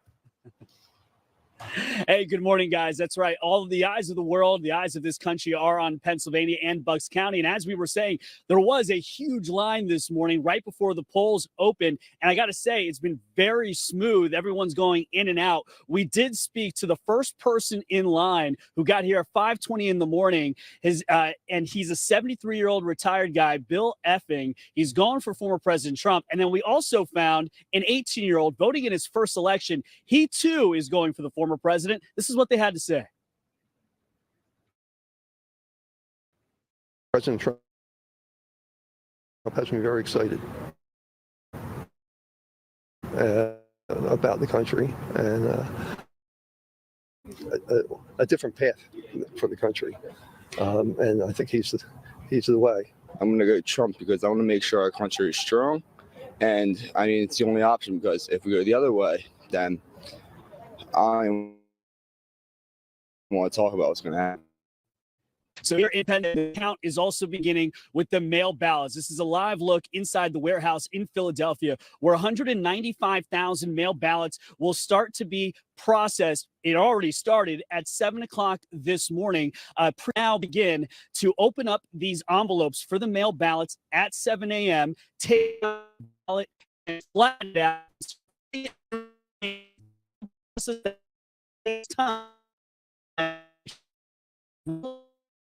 Result here right at 8 o'clock. They have better equipment, experience, and there are far fewer mail ballots than there were in 2020. So they expect this process to be quicker. The polls close at 8 p.m. The electoral votes 9 close here at 8 p.m. There will be what's called a blue mirage. That is that all these mail ballots that have been processed beginning at 7 a.m., they will be tallied quickly. And so it'll look like the Democrats are ahead quicker. And then as the night goes on, more mixed ballots. Guys. We saw a little of that last time. All right. Brian, thank you very much from a foggy Pennsylvania. Could come down to that state. No kidding. Breakfast with Friends continues across the swing state. Pete gets the pulse of the people over pancakes in Wisconsin, and Will takes us to North Carolina, where he's in the. Where are you from? Glen Ellen, Illinois. And did you vote? Yes. Did you want to say hi to anybody? I do want to say hi to my lovely wife. All right, nicely done. Your name? I'm Jen. Where are you from? Jersey City. And did you vote? Yes. Excellent. Excellent news. Let's take a look at the rest of the country. Here in New York, not a big deal, but we are worried about swing states like Michigan. We could see the potential of showers and thunderstorms, as well as Wisconsin, where we could see rain in the forecast and a little bit of snow. So those are the two areas that I'm watching in terms of swing states, but we don't have any severe rain in the western part of the state, so we'll continue to keep you up to date. There it is. There is North Carolina, where we go over to Will, my friend, at a diner eating and meeting the folks. Hi, Will. Hi, everybody. Hey, Janice. Good morning to you. Welcome to North Carolina, down the road from Annapolis, the home of Dale Earnhardt. That's where Phil's from. And Phil and I were just talking about this is the big day. People here have said they voted this morning. They voted early. Some saying this is their tradition. They're going to vote this evening. What's the most important issue as you're voting, Phil? The economy, always the economy. This current administration has attacked the oil and gas industry ever since. Inflation didn't have to be this bad, but everything is delivered by truck. You tell me, Phil. Exactly. It started overnight when they attacked oil and gas. And even if you don't drive a car, it impacts your food prices, everything is transported in America. I found that fascinating. Julian Ray first. Rachel, where are you from? Scotland. But you're an American citizen now. Yes, I am. And you came through the southern border? I did. She's from Scotland, American citizen. And Julie's lived all over. Julie, you lived in Latin America, and that informs your decision today. Very much so. I have lived in Peru, Argentina, and Mexico, and I've seen firsthand and lived the experience, what happens when the liberals take over and socialism takes over. For current day, who you support president? Trump all the way. I supported him in 2000, and I flew from for conservative and his fascinating world experiences from them both. But let's be local. North Carolina, right? It's been in the news, not just today, but the devastation in Western. Yeah. Caroline was telling me about the turnout in the mountains from people who were a part of that devastation. The turnout. Well, the mountain people are kind of a peculiar people, and they show up when they are devastated. And they were devastated that the government and FEMA did not show up to help. And so they're going to, if they can, they're going to turn out to vote to change the vote. Western North Carolina going to show up. I want to share two things with you before I go. So Tyler, first of all, show me this. Pennsylvania, and his mom's in the background. Tyler's mom.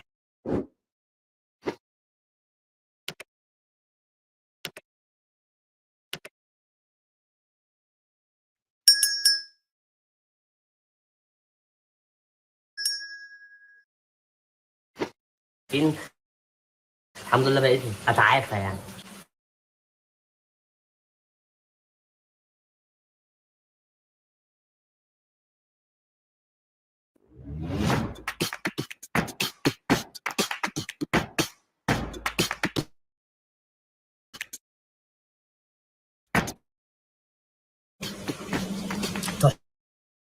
تحفة.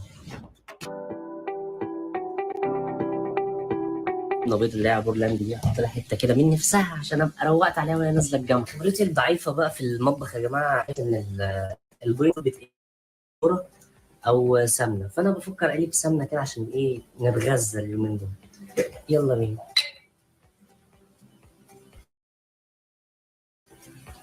نجيب معلقه بقى تانية خالص. مش عارف انا متوتر ليه رغم ان انا حاسس ان انا انجزت حاجه كويسه.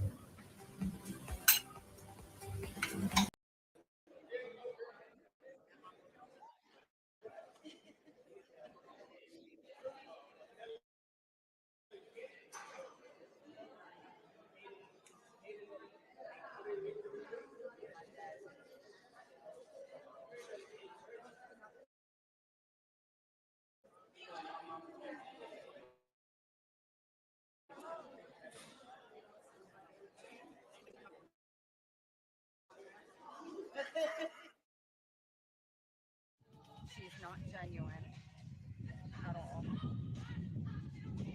During this whole election cycle, everything that you've heard, you've witnessed, you've felt, did you feel any anxiety? Oh, I have anxiety in total. I mean, I just waited over an hour and a half to vote. Anxiety, not knowing what's going to happen to our country, not knowing the way the government has control lies in today's election. How do you control your anxiety? How do you deal with it? Breathing, therapy, educating yourself, being prepared. In terms of issues, again, we talked a lot about them in the beginning. Which issues do you feel had the greatest impact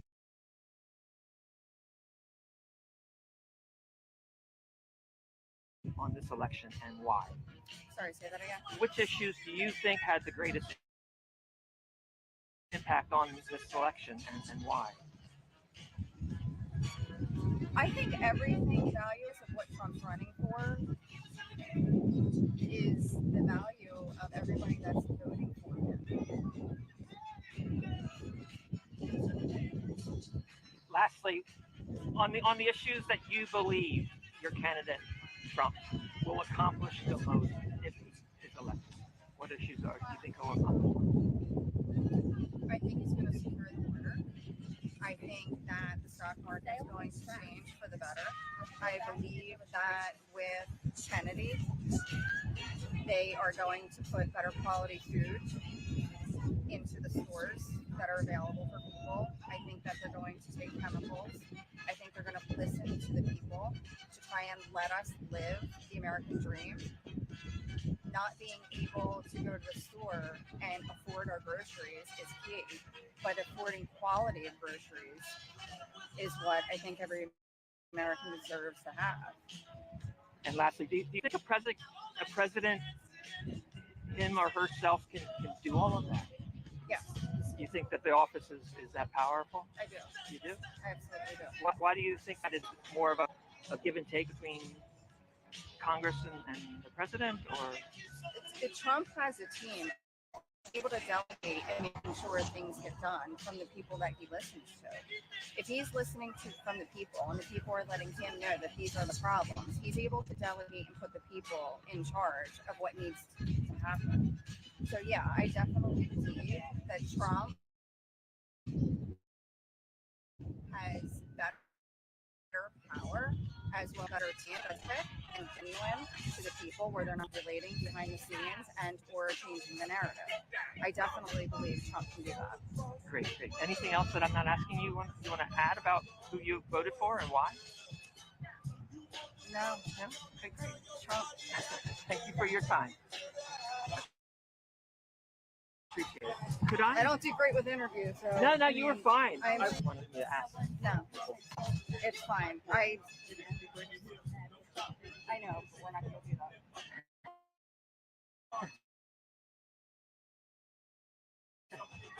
Remember, we're very first. Everybody has the right to vote as long as it's around. What about that?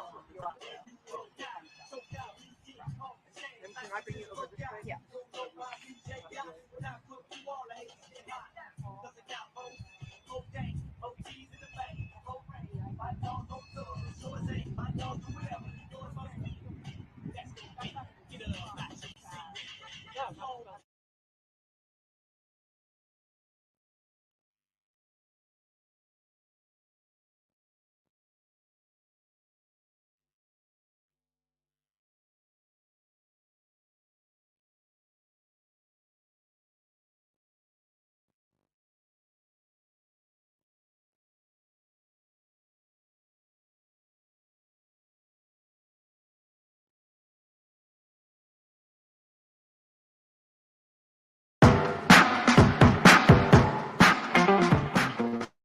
Hello and welcome to USA 2024 on the road. I'm James Matthews in a car park at Kinston Jet Center in North Carolina, awaiting the arrival of Donald Trump. And I'm Yusra Al-Bagher in Dearborn, Michigan. And I'm Shingi Maruke in Phoenix, Arizona. Yusra, Shingi, welcome to the podcast. You're on opposite sides of the United States this week, yeah? Yeah, so I'm in sunny Phoenix, which is the Grand Canyon state and slightly different to the north of England in a lot of ways. Michigan has been interesting.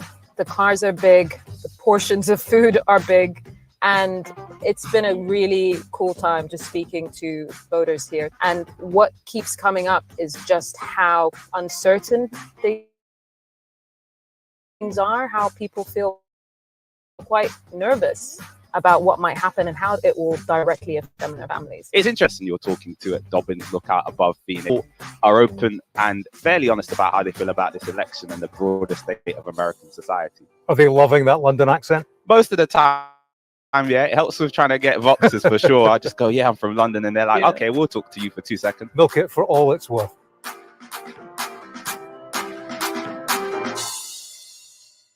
Yusra, we'll come back to you in a bit to hear more about your adventures in Michigan.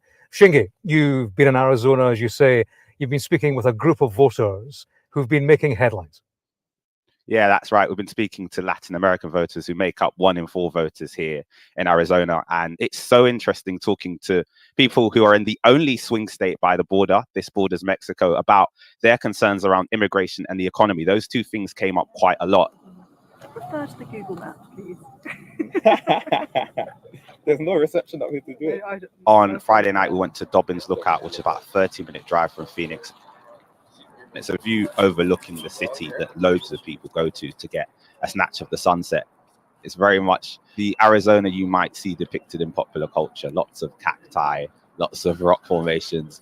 It's quite rugged and it's really scenic. And the people up there were Decision from lots time of different in ages the and United demographics. States as America votes for its next president. I'm Anna Botting, live in Washington with the very latest on the US election.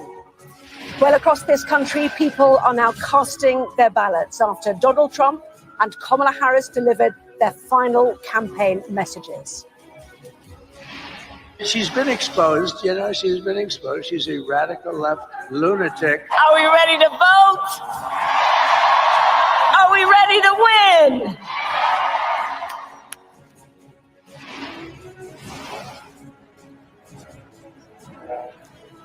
Well, this afternoon, Trump's running mate, J.D. Vance, cast his ballot. The former president will do the same shortly. We'll bring you that moment live.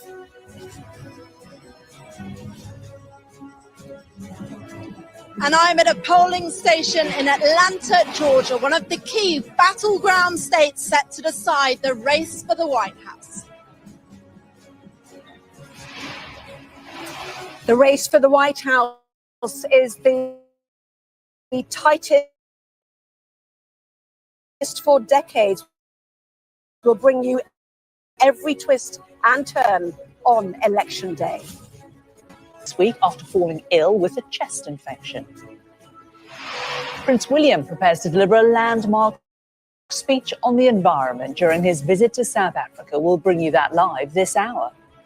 And coming up on Business Live with me, Darren McCaffrey at 4:30. Centre Parks announced plans for a new £400 million village. It's first in Scotland. We'll be speaking to its chief executive.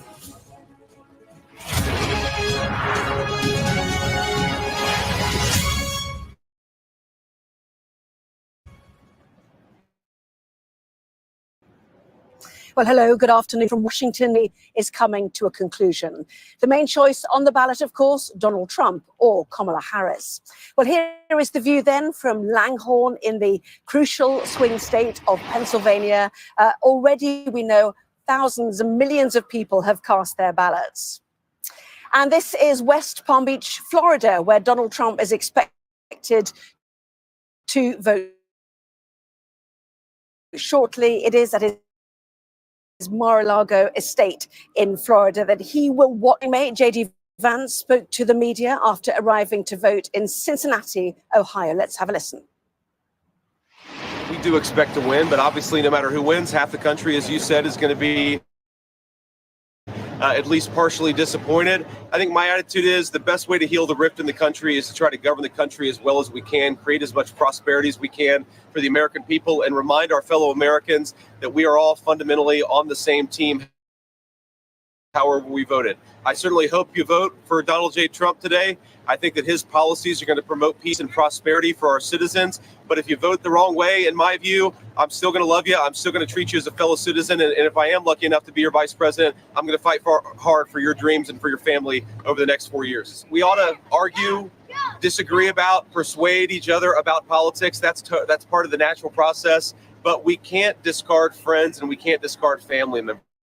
I think that if we all just recognize this principle, we ought to love people, we ought to be friends with people, we ought to be family members with people, regardless of their politics. That would do a lot to heal the division. I know myself. I've had a few friends who have cast their friendship aside because I decided that I wanted Donald J. Trump to be the winner in the last election and in this election. I think that's a tragedy, and I'm not going to follow that example. I'd say to everybody, whether you're voting for Donald Trump or voting for Kamala Harris, remember, friends and family, that stuff is what really, really matters. We ought to be kind to one another. We ought to treat each other with respect. And fundamentally, what we're trying to do, President Trump and I, is just build the kind of country where our fellow Americans can achieve their dreams. But that's all of our fellow Americans, regardless of who they vote for. Well, the former President Barack Obama has taken to social media this morning to call on American voters to cast their votes for Kamala Harris. This election is going close. In states just full of votes in every precinct could decide the winner. So you need to get out there and vote. So tell your family, talk to your neighbors, make a plan, go with your friends and vote. Vote for Kamala Harris and Tim Walz. Right into tomorrow before the most significant results start coming. Our correspondent Cordelia Lynch joins me now from a polling station in Atlanta, Georgia, one of the battleground states expected to decide the race for the White House. Cordelia, we know that places like Georgia have broken records in terms of early voting. Do you see the same enthusiasm there for people turning up on the day?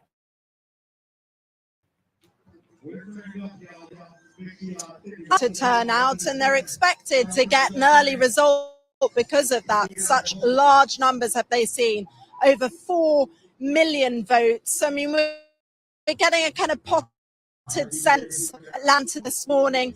I think there is a drip of voters. We will have to see what transpires over the next few years. But there has been up to election day a lot of enthusiasm, and Anna, critical to Kamala Harris trying to keep this state in the blue lane for Democrats is her getting a big turnout amongst African American voters who historically do vote for Democrats. 4 years ago in the suburbs, they've become more affluent and more diverse. They will also be hoping they're able to chip away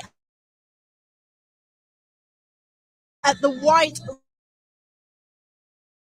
rural vote, but it is extremely tight. One of the big moment, and whether black men, there's a lot of kind of skepticism about that. Let's talk now to Horace. Horace, tell me, with the black male vote, what have you been noticing and hearing on the streets? Well, I know I've heard people talk about the black male voters not turning out for Kamala Harris, or not even turning out at all. But I'm in charge of probably 141 people, and we knocked on the doors, and that's not what we're hearing. What we're hearing is they are turning out. They're turning out for 2 or 3 reasons. One is food prices. The other one is women's rights. They talk a lot about the women's rights, and I don't think people are overlooking that, because when we come to the door, they talk about the women's rights. They got daughters, they got sisters, they got mothers, and that really matters to them. Here in Georgia, a black lady died having a child, and they knew about that. They knew about that, and that really, really matters to them, the women's rights. And I think people are going to be shocked about that. They have a 6-week abortion rule in the state of Georgia. Do you think that will be one of the defining issues for this state this time around? Oh, yeah, I think that will. I really think that will. We've knocked on probably over 175,000 doors with people that haven't voted in the last 2 elections, but they're turning out now. because of that reason. And that Project 2025. They know that by heart. They got on TikTok, they got on everything they could, and they learned about Project 2025. And it doesn't include them being in America. What do you think are some of the challenges for Kamala Harris? Because we know before Joe Biden, this was a state that was Republican for nearly 30 years. I look at the challenge is just getting the message out. Once you got a message out, it's stuck with everybody. I don't think you have a challenge here in Georgia. I think the blame. Do you feel there's a sense of anger in the air? Yes, I do. I feel anger. The anger is probably towards the white females because. So do you think actually turnout's going to be bigger than we've seen in previous elections in Atlanta? Yes, I really do. I saw the early voting, and when we went to the door of people that haven't voted in 2 years, it was amazing how many have already voted after we notified them. I've heard a bit of skepticism amongst particularly men around her ability to manage the economy, and that people, irrespective of the economic record, unemployment being down, the median average income of a household being up, that they just don't feel that they feel worse off after 4 years of the Democrats. I've been knocking on, seeing people knock on doors, and we have survey questions. That has never come up. I don't know where the news is getting that about a woman not being able to do that. Most of the households are running by women, so I don't know, excuse my language, I don't know where the hell that's coming from. I think that's a makeup thing. Horace, thank you so much for talking to us. Well, interestingly, I think in Georgia, we're expecting 75% potentially of the early vote to be counted at around 9 o'clock tonight, with a possible result, dare I say, by midnight. But we know from 2020 that there was a lot of conflict, a lot of controversy over the vote. Republicans challenging the results, and I think the election officials here are prepared for challenge time round as well, Anna. Yes, that famous phone call from Donald Trump. I just need 11,700 votes. Give me a break. We remember that one distinctly. Worth remembering as well, Joe Biden, the first Democrat to win Georgia since 1992. The Ruby rate instead that has changed, very close. That was just by 0.23% of the vote as well. We will watch that very closely. Now, Kamala Harris and Donald Trump brought their campaigns to an end with rallies in key battleground states that will swing this election. Well, the two candidates were campaigning into the early hours of this morning. Donald Trump has been in 3 battleground states: North Carolina, Pennsylvania, and Michigan. We'll have James Matthews report from Reading in Pennsylvania in a moment. But first, the state is crucial for Kamala Harris too, as it is where she spent the final hours of her campaign. Martha Kellner reports now from the Democrat grand finale in Philadelphia.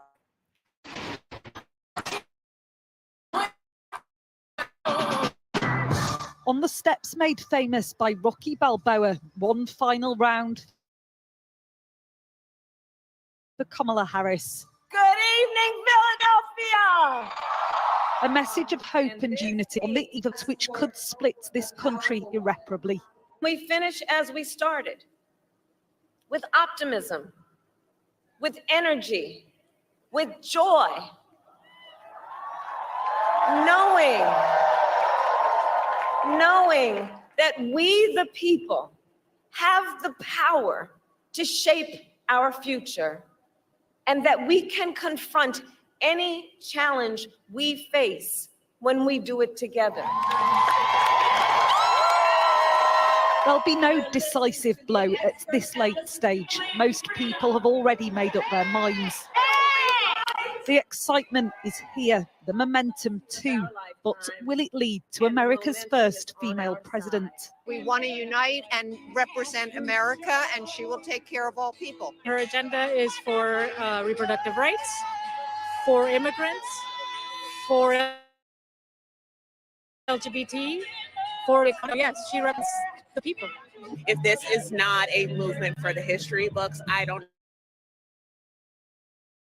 know what is. The way that she galvanized voters across age, race, across economics, that's amazing. This campaign started in the most unconventional way, an election twist which stretched credulity, and to finish, a Hollywood flourish.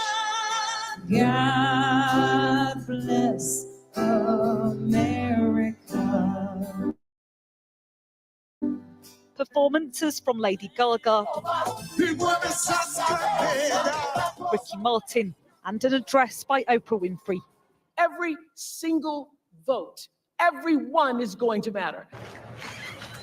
Maria, hi. Harris practiced as she preached, door knocking in Pennsylvania. Her chances could rest on how many women she can turn out, especially older and independent voters. I'm a Republican. I am voting for Kamala because she stands for everything right, truth, justice, and I'm just so sick of the hatred. They really do think that democracy is at a brink, and that would be devastating. And I'm also for women's rights. Harris signed off in Philadelphia, the birthplace of the United States. In the coming goes next. Martha Kellner, Sky News, Philadelphia. Well, we are expecting Donald Trump to vote shortly alongside his wife Melania. But of course, it was thanks to the influential podcaster Joe Rogan, who has a largely young male audience.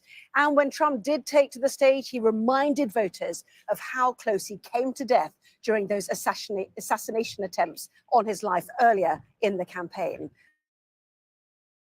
Our US correspondent James Matthews has this report. We are approaching journey's end. For this political performer, last night was a late night curtain call. This is the last one that we're going to have to do.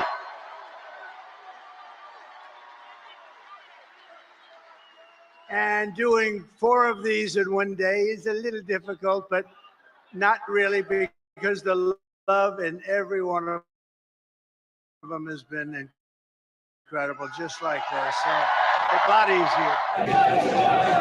here. This was earlier in Reading, Pennsylvania. It is a movement that Trump built. They've seen his rise, fall, and rise again. In one word, what's the single most important issue for you in this election? The border, safety, Freedom. immigration, life, The economy. freedom. It was a final day swing through the swing states. North Carolina, Pennsylvania, and to Grand Rapids, Michigan, where Donald Trump ended his previous campaigns. None had been as tumultuous Take a as look what this. happened.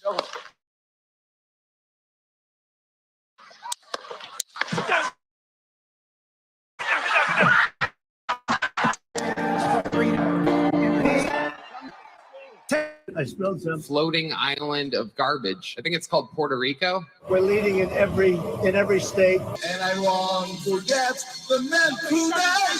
This doesn't have the celebrity of the Harris campaign. It's an effort built around its central character. A central demographic is the young male voter. We've been left behind. We've been kicked down, as Oliver Anthony put it, and they're kicking us while we're down. What he's done in the past has definitely been good for America and everybody for so long. A little scholarship, job opportunities, so much less if you're white and Christian, because they will turn you down because of your skin color. Trump, baby, #1. The Donald Trump phenomenon has created this, a movement that's propelled him towards the verge of a second.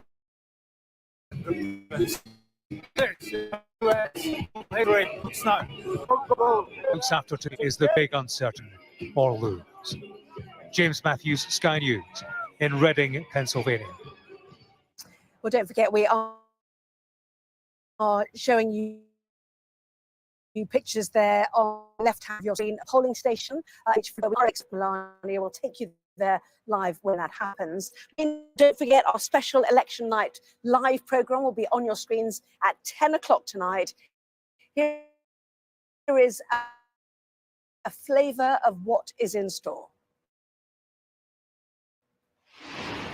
It's the on who they want to be the next president of the United States. We'll bring you all the action as it unfolds in every state with Mark Fenton, who's been part of this story for years. And of course, we'll have Lewis Goodall, who will be guiding us through the key battleground states and the counties that will decide this, our big data screen. Join us for America Votes Election Night Live on Sky News from 10 p.m. Yeah, it is so close. It is so consequential. Do make you tune in to the likes of Nodda and the rest of the team. Special coverage of the results starts from 10 p.m. until we have a winner. Plenty more on Sky News from Washington and from London. We will be back with the very latest and obviously keeping an eye on Donald Trump preparing to make his mark in this election. Get ready for an election night like no other. Join our team stateside as we get close to the action and bring you the results as they arrive. With full reaction and comprehensive analysis guiding you through the night. In an election which could have huge consequences around the world. America Votes. Election Night Live. Get the full story first on Sky News.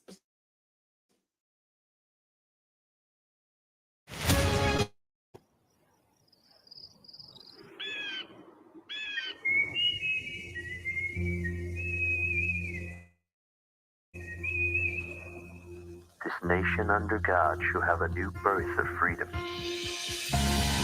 A date which will live in infamy.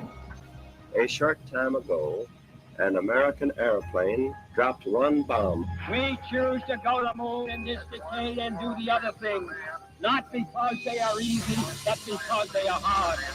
Tear down this wall. Today, our very freedom came under attack. We are the change that we seek. It's been the honor of my life to serve as your president. We're going to make America great again. This is a country of possibilities. There have been 46 presidents of the United States. Who will be next in the White House? Get the full story first on Sky News. The judge made it very clear that she could see no justifiable reason why Sakulas wasn't here facing British justice. I promised I would get him justice. Sky News, get the full story first. It's legal to let go. Set the speed and take the hands off. I'm Lisa Dowd and I'm Sky's Midlands correspondent. Our app gives you the very best of Sky News wherever you are. Breaking news, videos and analysis. Evidence of the crisis. Podcasts, watching us live. Live here from Washington. Wherever you get your podcast. All in one place. And all at just the touch of the screen. The Sky News app. Get the full story first.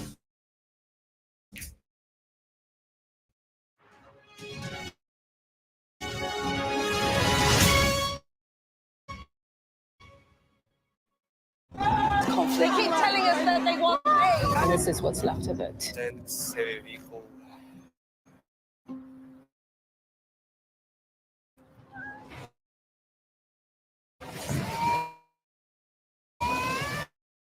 Why only people that come to our job and I was honest with people. Within minutes. Sky News. The full story first. Free wherever you get your news. We arrive. A secret hospital hidden in the Myanmar jungle, treating the victims of this bloody war. This is Myanmar today. Its military rulers don't want the world to see, but we have. I fight for my own future. I fight for my generation's future. This is an actual crime. They don't care for death. Myanmar army is only a couple of kilometers away. So this is a major humanitarian disaster.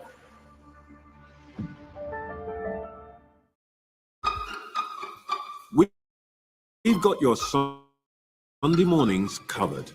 From the front page and sounds of the streets to the voices of people who make the major big picture politics beyond Westminster. We'll put you at the heart of our story. A new start to Sunday. I'm ready. Are you? Join me, Trevor Phillips, Sunday mornings on Sky News. Buckingham Palace says the Queen will miss the rest of her engagements this week due to a chest infection. Our royal correspondent Laura Bundock has more. We've had a short statement from the palace talking about this. It simply says that the Queen, period of rest. With great regret, Her Majesty has therefore had to withdraw from her engagements for this week, but she very much hopes to be recovered in time to attend this weekend's remembrance events as normal. She apologises to all those who may be inconvenienced or disappointed as a result. Now you can see there the King and Queen have just recently returned from their tour of Australia and then Samoa, where they attended CHOGM, the Commonwealth Heads of Government meeting. They stopped off on the way back at a private Indian health spa for a private break to break up that long flight home. And at some point, we understand she is at home recovering privately. We don't know exactly what kind of infection she has or how she's being treated, but it is her hope that she will be there at the Cenotaph on Sunday. It's one of those big set piece events in the royal calendar, the King leading the nation in that act of remembrance. So the Queen traditionally stands on the balcony to watch over the cenotaph, and with her, aside next to her this year, expecting the Princess of Wales in an unusual sort of appearance. Remember, she's been off work for a very long time since her cancer diagnosis and subsequent treatment. So for now, though, Camilla won't be out and about this week. She's due to attend.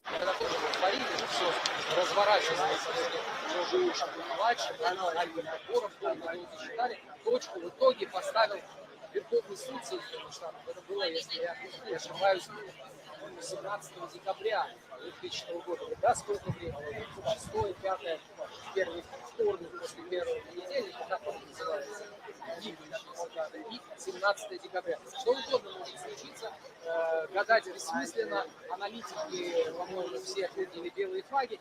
Единственное, на что еще как-то люди стараются ориентироваться, это на рынок става. Ну, там тоже все гуляло, но в последнее время букмекеры вроде как опять стали чуть больше предпочтения отдавать победе республиканцев, 56%, 58%.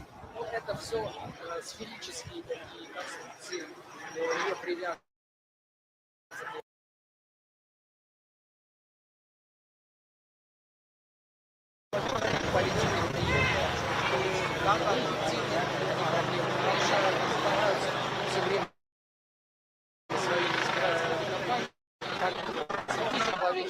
Считать ключом к разрешению и внутренних проблем, интересующих нас, проблем Соединенных Штатов.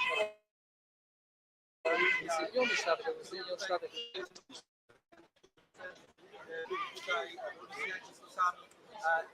Trochę to wygląda jak dzień stania.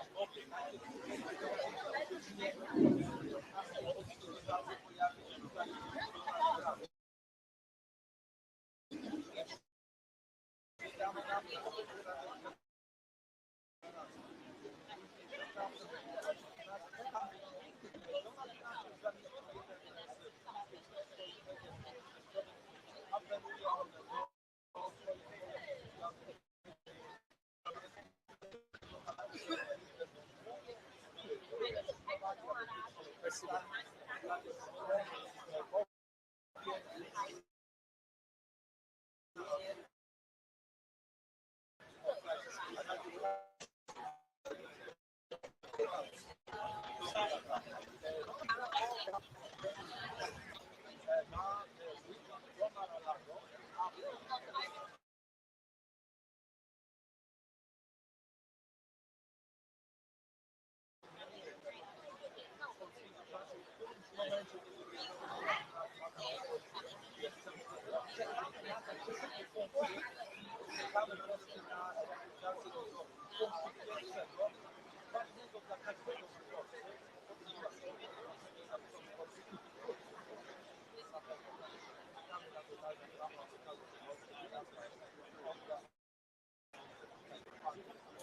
Jeśli wykluczone podejdzie do nas z całym mnóstwo kamer, cały konstytucyjny kamer, które są tutaj, pan marszałek Szydłowski pokazuje teraz, że właśnie rozmawia tutaj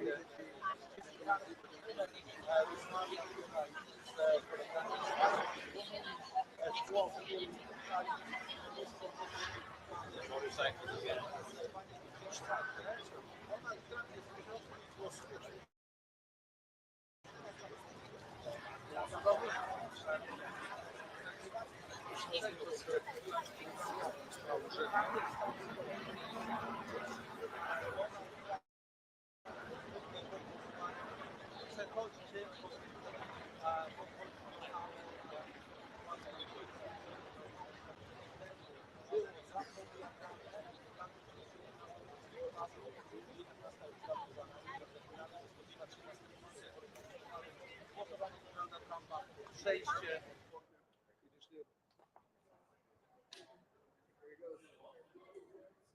Here we go. You just went through.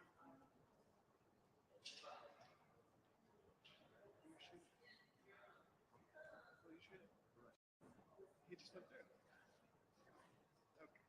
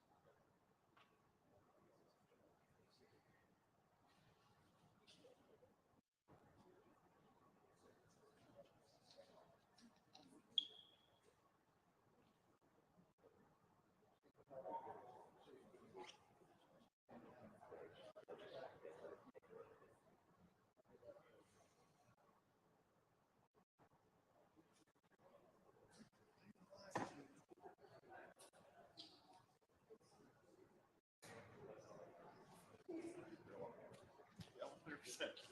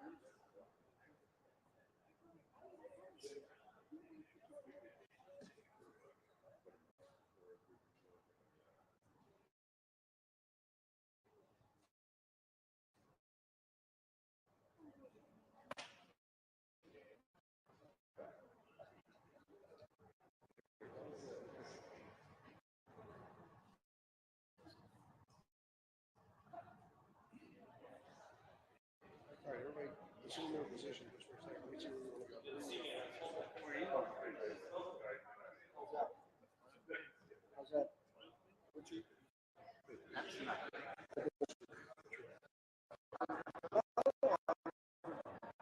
First one's right there.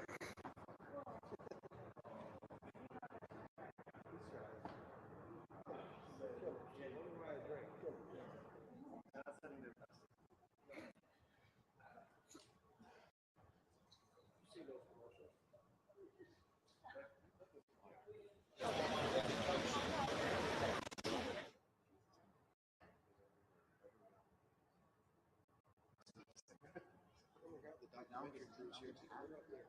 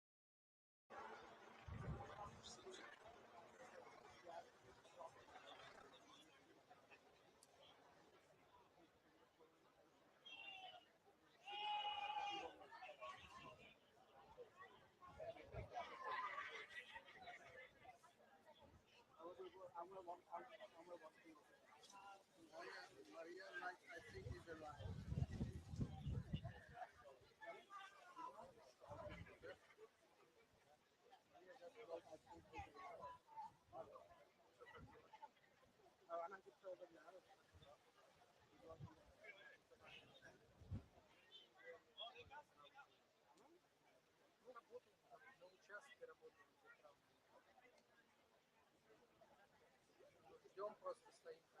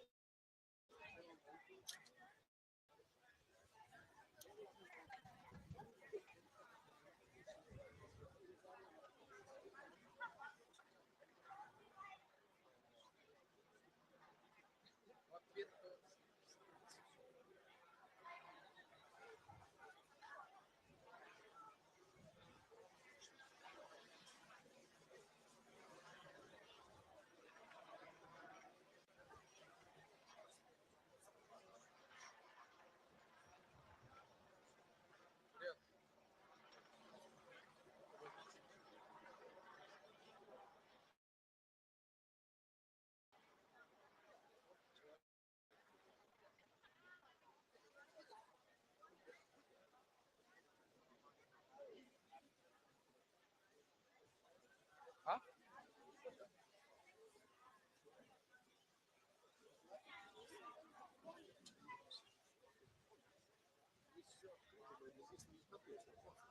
Вон снайпер стоит. Да вон снайпер. Так если бы я говорю, вон стоит. Снял? Сними, вон снайпер.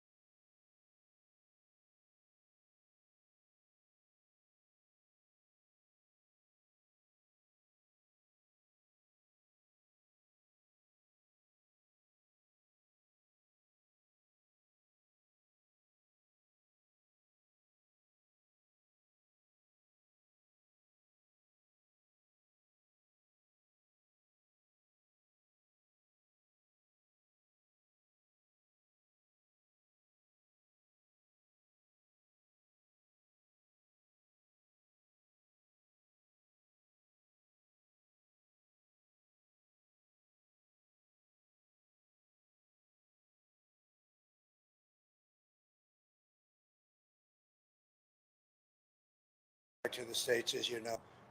I believe in exceptions, as Ronald Reagan did.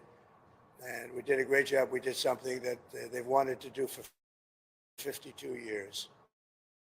Yes, please.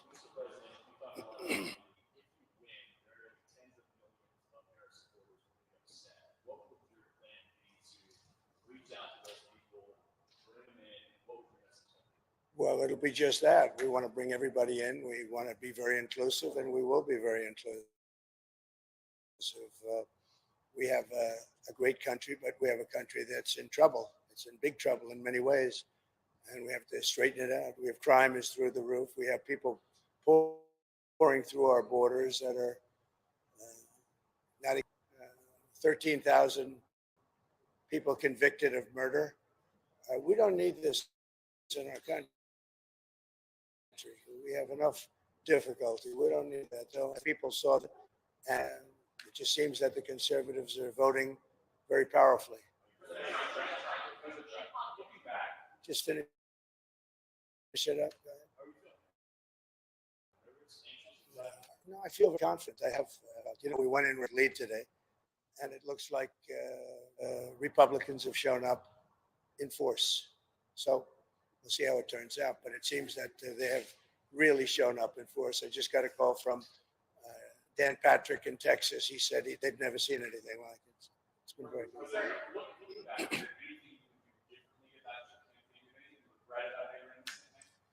Look, regrets, you always have regrets. I can't think of any, to be honest, to use her expression. I can't think of any.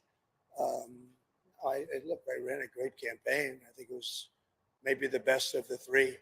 We did great in the first one. We did much better in the second one, but something happened. And this was the best. I would say this was the best campaign we ran. Do you accept the possibility that you and Vice President Harris both might not get to 270 electoral votes by the end of tonight? Should never happen. A thing like that should never happen. This election should be over. They spend all this money on machines. And frankly, if they'd use paper ballots, it would be over by now. And by the way, the paper ballots would cost 8%. If they would use paper ballots, voter ID, proof of citizenship, and one-day voting, it would all be over by 10 o'clock in the evening. It's crazy. They use these very expensive computers, and I'm hearing in Pennsylvania they won't have an answer till 2 or 3 days from now. I think it's an absolute outrage if that's the case. Now, maybe it'll be later, but it's paper ballots in France. They went paper ballots because the mail-in was not working. It was corrupt. And in France, they went paper ballots. And at 10 o'clock in the evening, they had 37 million votes counted and done. They had a winner, they had a loser.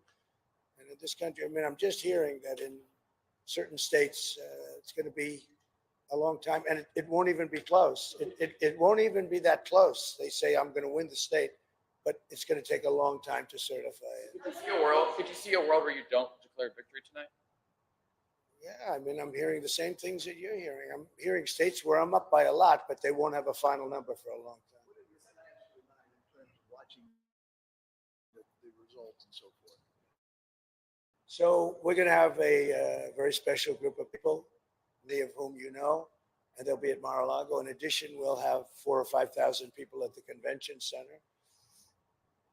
On the assumption I win, I mean, I don't know if something else happens. I don't know what's going to happen in terms of declaring victory, but if in normal times I would go over to the convention center, let's say at 10 o'clock or 11 o'clock or something, but I just don't know. It looks like we have a very substantial lead. It looks like we have many more Republicans voting today than Democrats. So if you have a lead and we have a bigger vote, that means you're doing very well, but they have to call a winner. They should, and they should call a winner. Yes.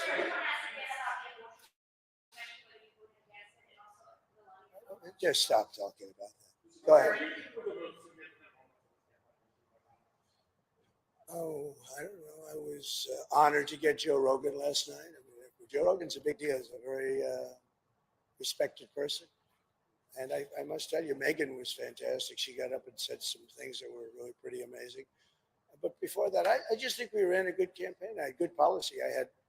We want people to come into our country, but they have to come in legally. You know, we want strong borders, and We want people to come in. We want to be totally inclusive, but they have to come in. I think that was a big issue. To me, that was the biggest issue. I may be wrong. You know, a lot of people said inflation. Inflation's a disaster, but I think it's a second issue. I think the first is the border. We can't allow criminals to be put back into our country or to be put into our country. So you have 13,000 plus murderers allowed to roam in our country. Not going to be allowed. They have to go. You have drug dealers. You have terrorists. You have a tremendous amount of people that should not be in our country, and we need strong border in this country. And I think people are voting. I think it's personally, I think it's the number one issue. We'll see how it pans out, but I think it's the number one issue.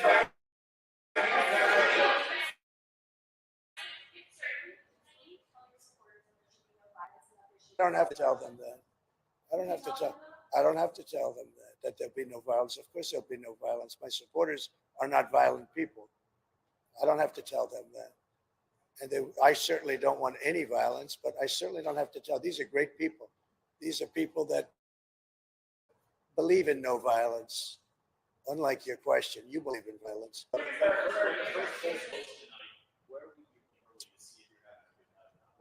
Well, I think I'll be at Mar-a-Lago for the most part. We have a lot of political professionals. I'm going over now with Melania, who I'm very proud of. She's got the #1 bestseller. Can you believe that? He can believe it.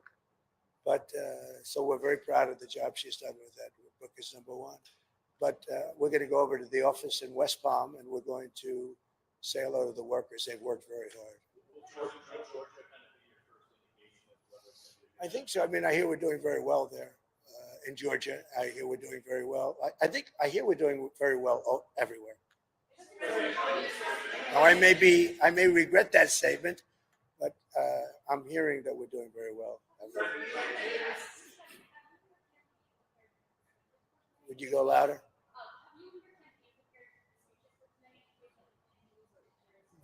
I haven't prepared a speech. No.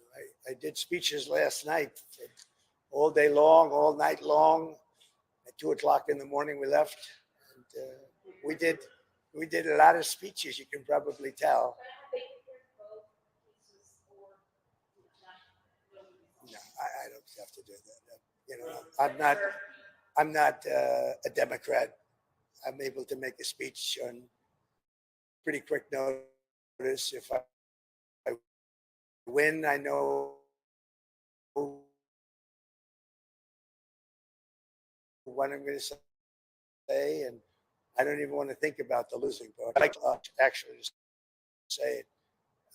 It takes a while. I'd like to just make the Republicans to stay on.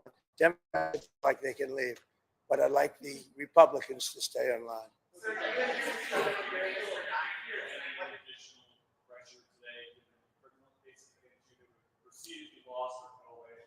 I have no pressure whatsoever. I'm winning big cases.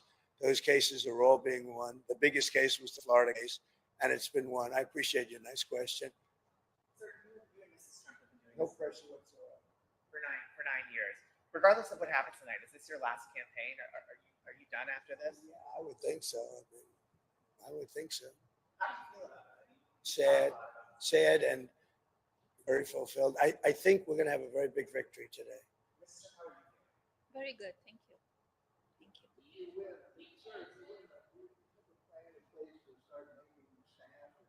Yeah, we're already a transition team, but I don't like talking about that until I find out how we do. I mean,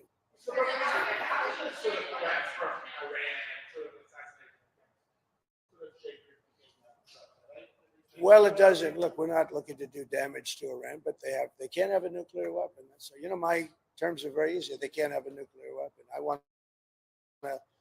I'd like them to be a very successful country, but they just can't have a nuclear weapon. Well, I think a little bit tougher, to put it mildly. I see more machine guns than I've ever seen in my life. We're surrounded by, I feel very confident with Secret Service. I think they've stepped up. Look, for a long time, they didn't give us the help. They didn't give us the assets, as they say, the manpower, woman power. They didn't give it to us. And we'd have rallies. You saw the rallies, 50, 60,000 people. And I'd have less people than him. So they should have done a much better job. And frankly, the president should make a very strong statement to the outside world, because I think my team is incredible. Look, they say it's the best run campaign they've seen. Some people said it's the best run campaign they've ever seen. But in order to make that stick, you have to win. How do you feel compared to your past campaigns? Are you more confident now than you were about your team than you were in the last 2 races? My team, I'm very confident in. Many of them are the same players. As you know, Susie, a lot of the people are the same players. They've been very good. Mr. President, Oprah said at Harris's rally last night, quote, if we don't show up tomorrow, it is entirely possible we won't be able to count the ballot. I think it's ridiculous. You know, Oprah, I was one of her last shows, and they picked the biggest people and all of that, and made a big deal. And I'm disappointed. I think Oprah's become a major divider in our country, and I think, frankly, she should be ashamed of herself. And you know who else should be ashamed? Fox, because I've seen Oprah on Fox about 50 times making the same statement, and I think it's a disgrace what Fox does, because everyone thinks Fox is so pro-Trump. They're not pro-Trump at all. They've put Oprah on all morning long. That's all I see is Oprah. And, you know, I knew Oprah very well. She's been at Mar-a-Lago many times. Roger King had his funeral. That's the head of King World, which was Oprah's mentor. And Oprah chose the location. She said, Mar-a-Lago is the most beautiful place. Would it be possible to have Roger's funeral at Mar-a-Lago in the ballroom? We did it. Only time I've ever had a funeral there. And I think Oprah should be ashamed of herself to say that. She should be ashamed. She knows me. She wanted to run with me as the vice president. She was going to be the vice president. She wrote me a letter. It's in the book. And now she goes to make statements like that. She's a divider. And Barack Hussein Obama is a divider too. People who are concerned that you didn't concede the election in 2020, they're concerned if it's a fair election, I'd be the first one to acknowledge it. And I think it's, well, so far, I think it's been fair. I think there's been a lot of court cases, both sides are, and part of that is because we have too complicated a process. If we had a piece of paper watermarked, you know that paper is more sophisticated now than computers. It's watermarked paper. You cannot, it's unbelievable what happens with it. There's nothing you can do to cheat. And of course, practically nothing. Think of it. We spend hundreds and billions of dollars on these campaigns. You could do it for 8% of the cost and have accuracy, and we wouldn't have to be worried about when is Pennsylvania going to announce. It's really a shame.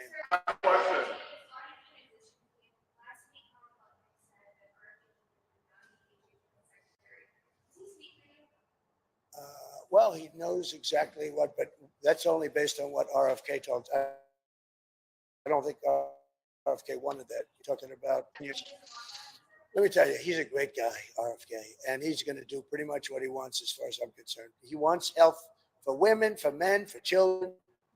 And I happen to agree with a lot of the things he says. The one thing I told him, and I've told you in speeches for the last 2 weeks, we got to keep him away from the liquid gold, because the liquid, we have any of it, it's called oil and gas.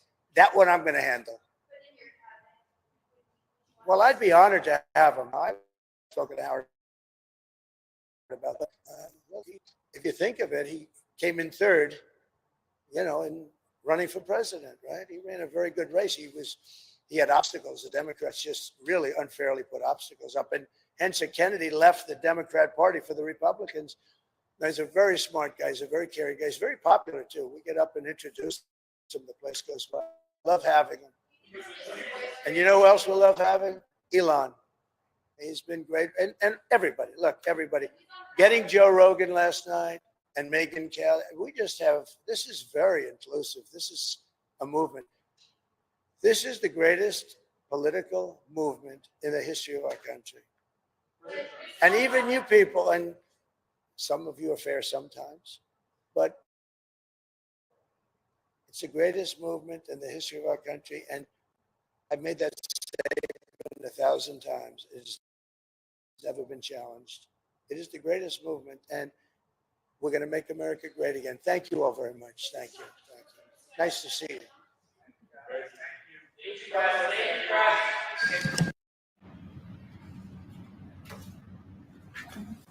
There we go.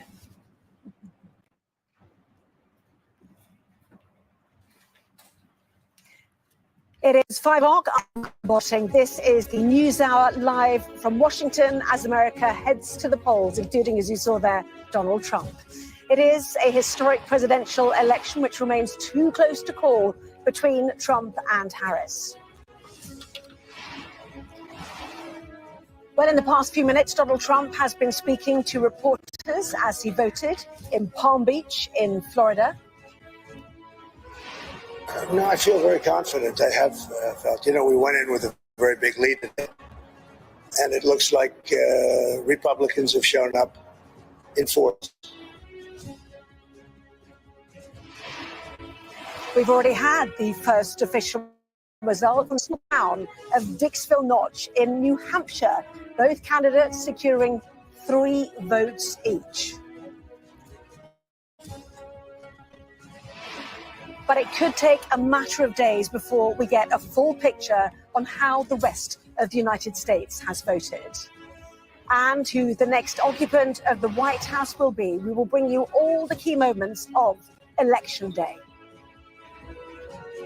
I'm Jane Secker. Also ahead on the NewsHour, she withdraws from her engagements this week. Buckingham Palace says she has a chest infection.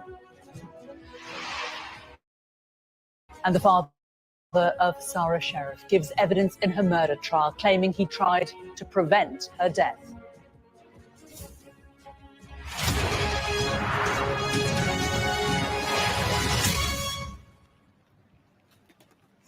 Hello there. Good evening from Washington, where the race to become the 47th president of the United States remains on a razor-thin margin. Millions of Americans are casting their votes across all states today. More than 80 million others made their choice before Election Day, Democratic hopeful Kamala Harris. But in the past few minutes, her Republican rival Donald Trump has visited a polling station in Palm Beach in Florida. But given how close the contest is, it might be some days before a final result is declared.